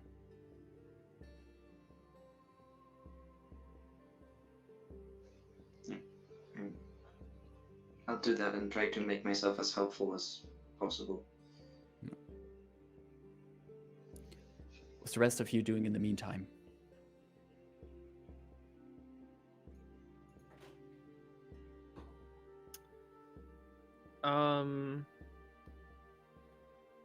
Dyson will walk over to Conda, give a handshake,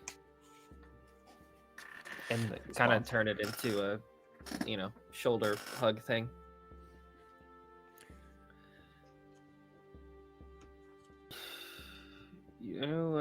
She really wanted to meet you, but I don't think this was her intention.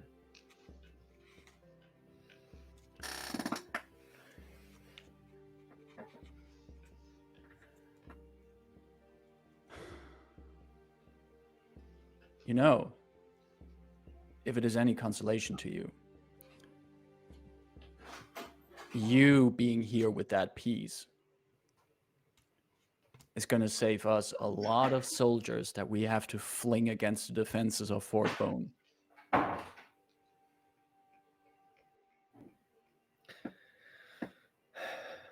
You go. Our intel was pretty clear that whatever kind of necromancy made the undead forces so potent there was fueled by an artifact. Tried to get people in there, didn't succeed. Our people? Quite a few of ours.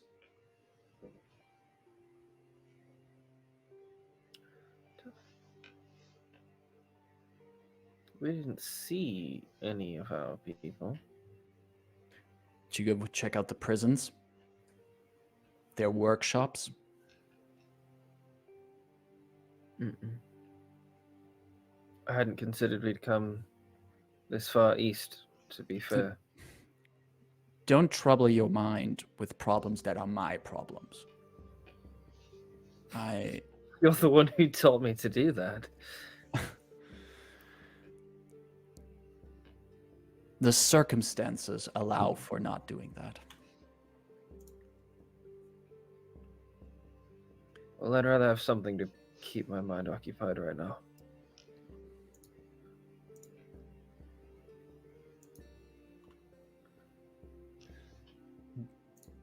Delphine, is there anything you're doing in the meantime? We'll probably try to help with the situation with Rayn. Right. So, and also to that armor elf, saying, is there anything more of proof that you need? Yeah, armored elf looks at you and bows and says, apologies for my harsh stance.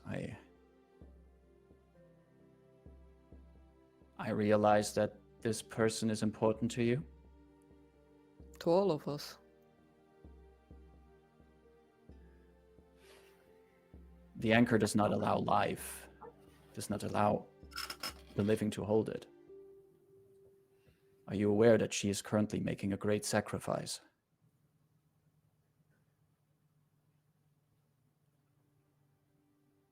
Probably one that she didn't really consider before she did it. Is she like that?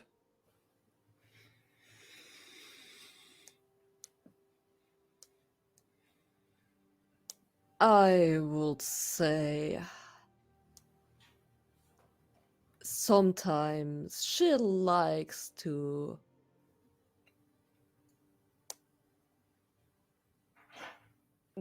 do steps further than what she could reach.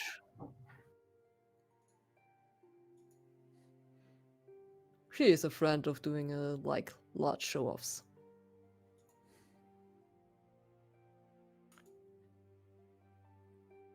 And as you say that,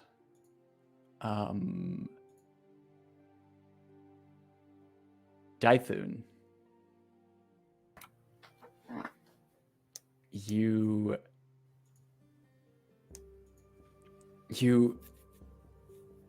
stand there talking with Konda, and suddenly you notice that these miniatures and maps that were shoved off the table by one of the elves, they just start moving as if by an invisible hand. And can you give me a strength saving throw? Sure. Not quite an athletics check, but I'll take it. That's a lot. A million. 23. 23. Probably Yeah, 23. 25 because I'm standing close. Oh, yeah, I guess.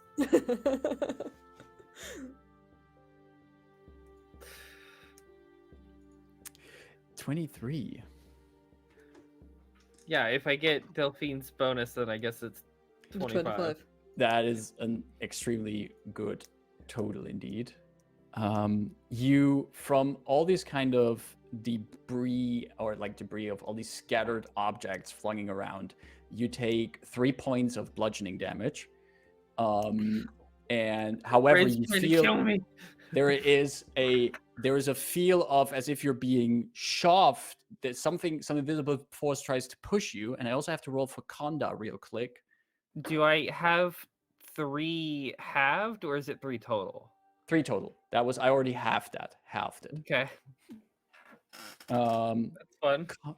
Konda also has to try to save there, and she also braces herself as this invisible shockwave moves around, objects flying about, the other people in the room. All of you notice that this is quickly happening, and they all are at guard. But then the elf in the robes that is currently busy putting Rayn on the table looks up and just looks at the place from which the effect emanated.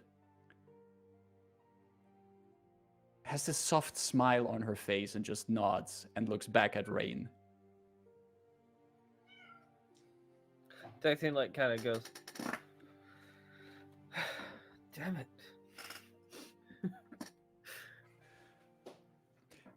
The armored elf Even says, in death, she's fucking with us. The armored elf says, my sister here tells me that she is quite the presence. She can sense the spirit of this woman pushing against the veil.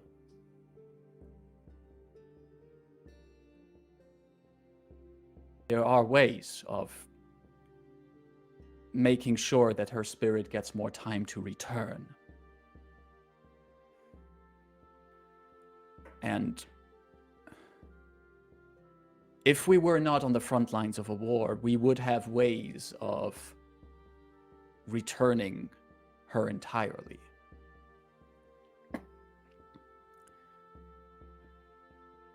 But alas, my sister is not in the right place for those magics. Though she can make sure that the spirit gets more time to return.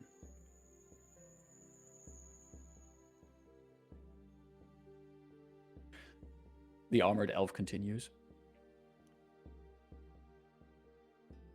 I cannot, however, allow you to leave with the anchor. We will take the anchor with us. You need to understand that this object defines ideas that are anathema to my people. We are taking the anchor with us.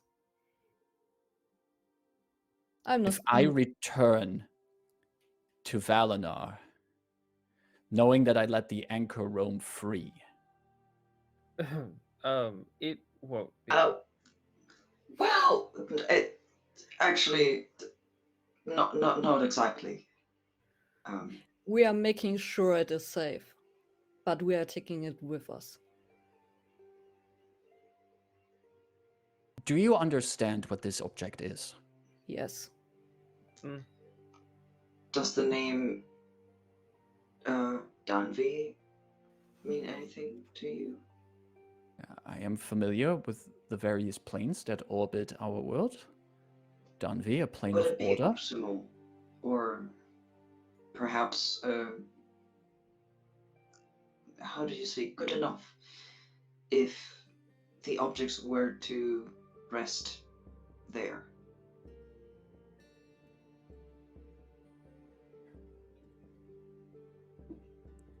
How do you plan on transporting it? Well, currently, even though Rayn will get time to return to her body, she is still dead, and probably will be for a while.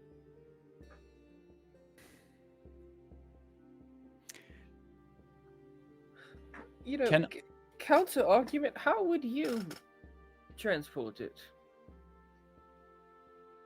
You see the female elf in the robes nod and put a hand to her chest. And the armored elf says, "My sister would carry it."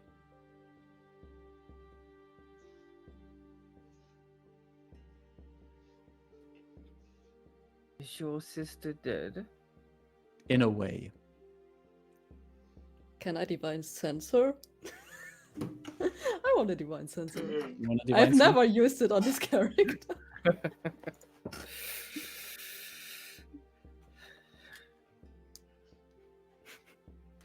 Do that when we go to Donvi. You do indeed notice that there is a sense of undeath coming from the robed elf. But it feels different than what the kind of undeath that you have in whatever way encountered before. It's almost a certain warmth to it.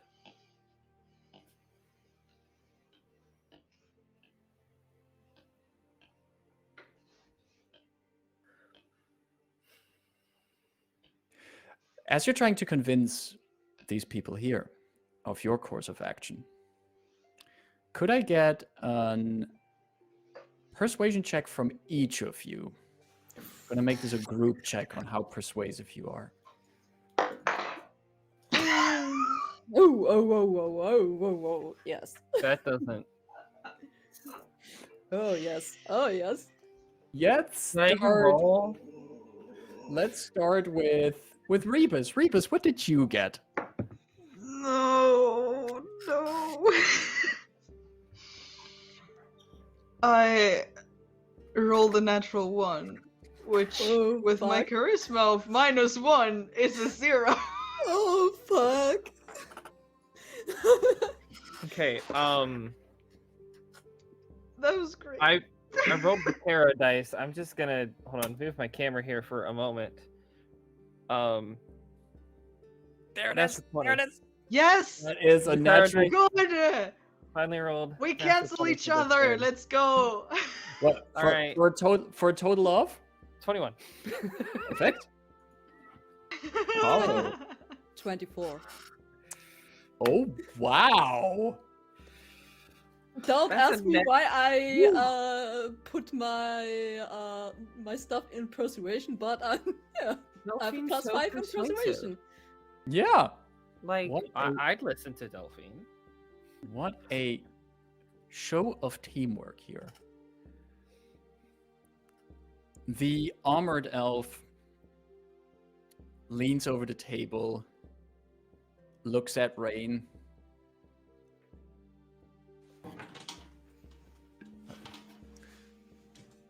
You can speak of Danvi and the likes, but what proof do I have that you are not just going to take the anchor and continue the vile work this necromancer has done?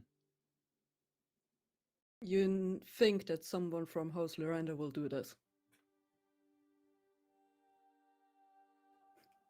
I hold the dragon-marked houses not in high regard. And still, the house is helping Valenar in the governing. Well, They do. That much is true.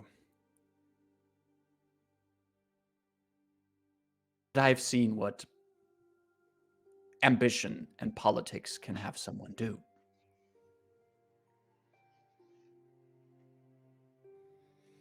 And I can tell you that someone is out there who wants to bring more chaos onto this world than what already has happened.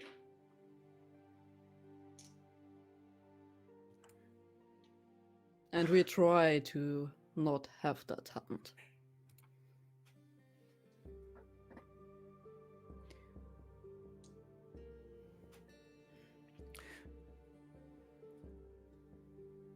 I will think on it. My sister will need time taking care of your friend anyway. You are guests in my camp for now. And I'm pretty sure Commander Konda might have some place left, some bunks left for all of you, if you require rest. A little bit. Maybe just an hour or two. please. I will help my sister take your friend to her shrine. I promise that I will not take the anchor.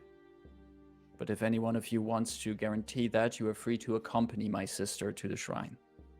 I will.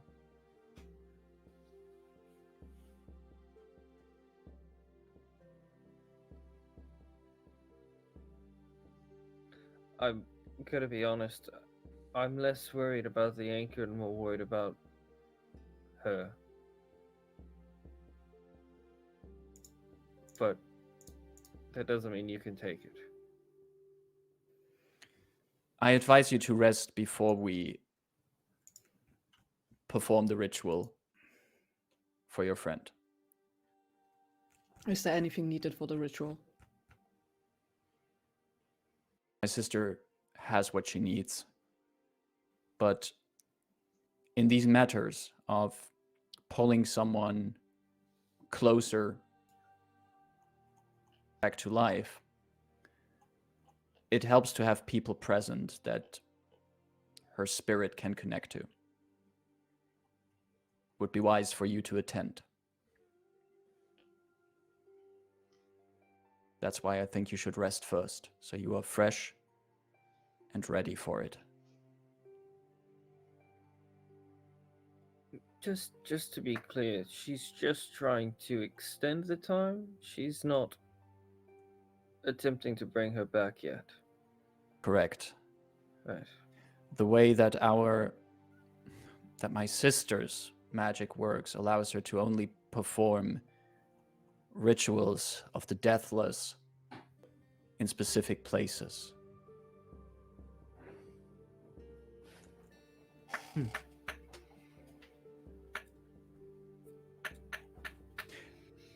We shall keep the body protected and safe. Commander Konda, can you show our guests to their bunks? And the commander nods. I'll take care of them. I'm used to taking new faces under my wing.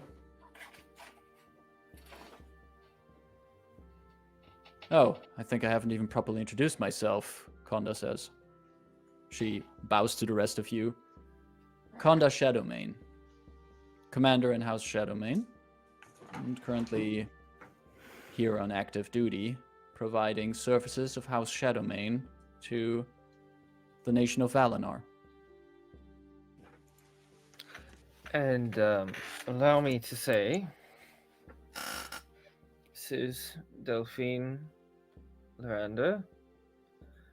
This is Rebus. Rayn into death, and hopefully you get to meet her properly one day. Everyone, this is my aunt.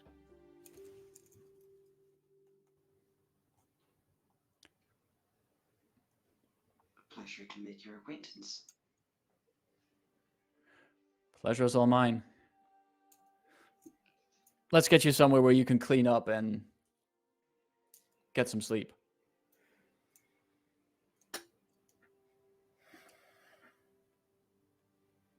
Lead the way. She leads all of you out of the tent. And we see the tent flap closing behind you as Rayn's body is on the table, still clutching on to the queen. The robed elf looks at the body. Her face is sadness as she looks at Rayn. And just very carefully brushes like a strand of hair out of the face of Rayn. Before the camera zooms in to the queen. And then fades to black as we end today's session.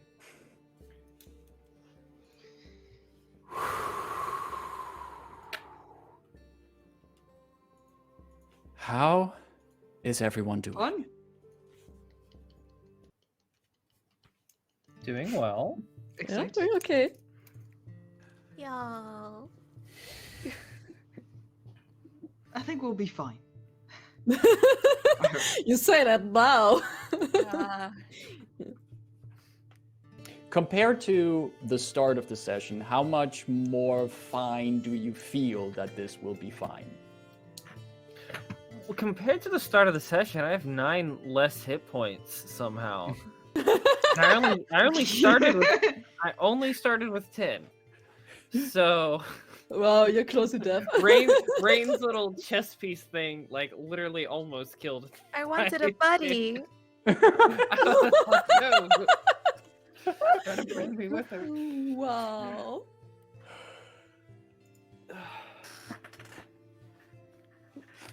But, I you know, mean, there's a fair enough. path and there's a. I mean, in the story, not literally the path, but there's a plan. But we're playing D&D. Plans. Go array all the time. Shit. Get reworked, get redone, get discarded, and And we all know how our plans tend to go. Yes. Perfectly fine. I don't know what you're talking about. Mostly Yeah. very smooth and how we think they would go. but that's why we don't plan. We just do.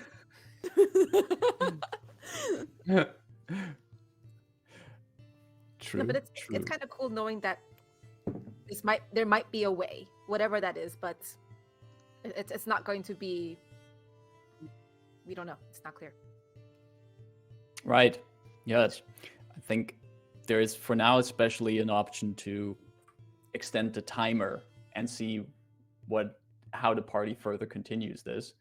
And I, on my end, find it interesting that we still have a way of still incorporating Rayn into the game in her own scenes here and there, and see how these things develop side by side. What does the party do on one side of the veil, and what does Rayn do on the other side of the veil? Antagonize. So the same thing as living. Yeah. Some things never change. But like, I wonder if it comes. the party, the players seeing this, that until there was that actual spark of hope, Rayn was like very irreverent, like death. Yeah, whatever. Yeah, they couldn't do this. I had to do this. Whatever. But the Right. second there was that spark of hope, she lost it, and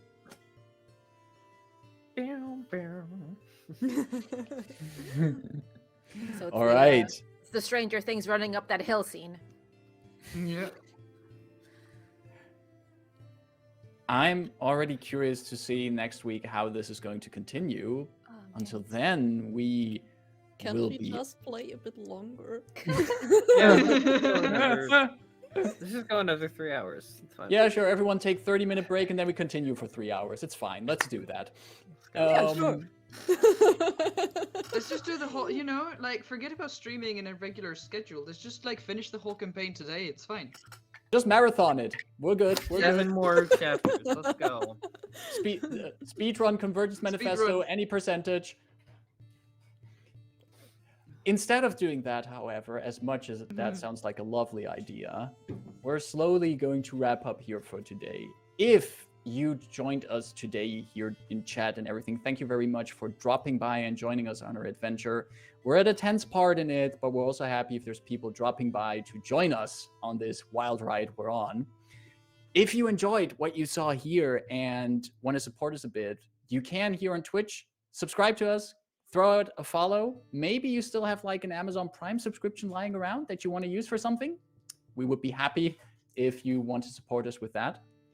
Also, down below the stream, you find our links to our socials on Twitter, where you can follow us, where we will always post when we're about to go live and other stuff we do, and where you can also check out how you can make your own popcorn at this point, because Ida was so nice to share her recipe for that. So definitely worth to check out our Twitter. Yeah, dangerous, like icky, too strong chemicals in microwave popcorn from the store. No good. Go make it yourself. Exactly. You also find the link down below, the link to our Discord, where you can join us and chat with us, share memes, and just join the Horde of Tales community. And if you're just joining us here on episode 47 of this campaign, you want to catch up with the first 46 episodes, man, this number just gets bigger and bigger every week. I guess that's how numbers work. But if you want to catch up with the first 46 episodes of the campaign, you can check out our YouTube channel, where we don't only just have our videos of the previous sessions of this campaign, but all the other games we do on this channel. Any one-shot, any other events that we have here, check them out at youtube.com/Horde of Tales. Oh no, they got serious. Watch your shorts, give those likes, and I'm gonna try my hardest, but every goddamn bit of content we have is going to have pronouns. Those pronouns are going to have pronouns. Fuck you if you think otherwise. Word up. You know, And- it gets tired after some time when everyone, or like a bunch of weird people just write, oh, pronouns. Like, yeah. Yeah, get over it. Yeah, how please. are you called? Well, at this point, they can die mad because I'm done being civil. Exactly. Beware. All right. Before we head out, anyone, any kind of announcement, things going on in their lives in the coming week before we come back next week they would like to share? How about you kick us off, Ida? Yeah, it's gonna be a bit of a busy week for me. Today's Tuesday. On Thursday, I ended up, for all the good reasons, at another Girls Run This World stream. I'm going to be playing a game called Drama Llama. We are in a llama universe. We are all llamas on a reality TV show, trying to outbeat each other and be the star of the show. I am going to play a llama with the archetype, the trope of miscongeniality. She really wants to be your friend. And I don't know how those types really do on reality shows, but I know that like even the bullies get rated bad, like, ooh, you picked on the nice one. Bad. No votes for you. So we'll see how that goes. And then we're going to do the opposite energy of that on Friday at Girls Run This World with continuing on Alien RPG. I'm the pilot. I'm the captain. I'm walking towards the pilot who looted the med room for pills and is currently trapped by what they believe to be something who wants to give them a hug in the ceiling. The corporate the corporate suit has found their own private escape pod, and my backup got distracted by something else. Come watch me horribly die, and there's not going to be these cute ghost things. I'm just going to be gone. And then on Saturday, continuing our Brinkwood campaign, where we kill vampire overlords. Last session, I had a nice bathe in the blood of my enemies moments, where I Wolverine the crap out of a vampire. So that felt good. That's my week. You know that this See Me Watch Die remembers me about that game of Red Markets that I played where my character was just stepping on a landmine. I mean, nearly dead, but still alive. Amazing. Lots of stuff there. Most of that then over. Well, check out also Ida on her socials on In the Pan to keep tabs on everything she does, and make sure to check out that stuff because all of that is super cool. Anything else going on for anyone in the coming week? Looking around the table. Anything else you would like to share?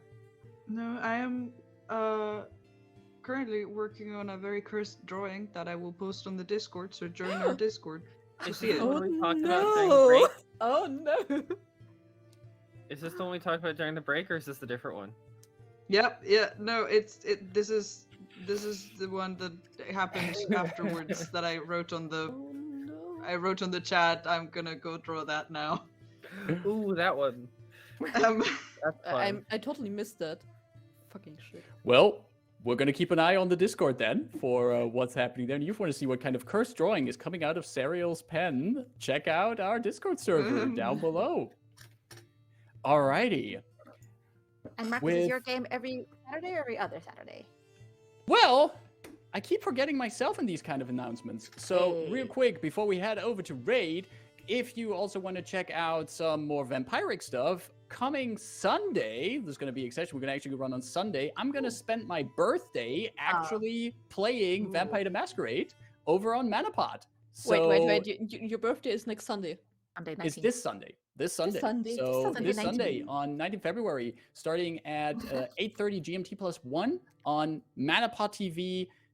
We're going to continue with the next session of a Vampire the Masquerade game, A Study in Ivory. Come check us out. We have a bunch of people, familiar faces that you know from Horde of Tales, and join us over there. And with that being said, we're going to head over and raid Cast the DM. We're going to wind things down here. Thanks everyone for joining us. Thanks to this fantastic table for coming yet again for another round of D&D. And we will be back next week. Bye-bye. Bye! Ooh. Wait, is that?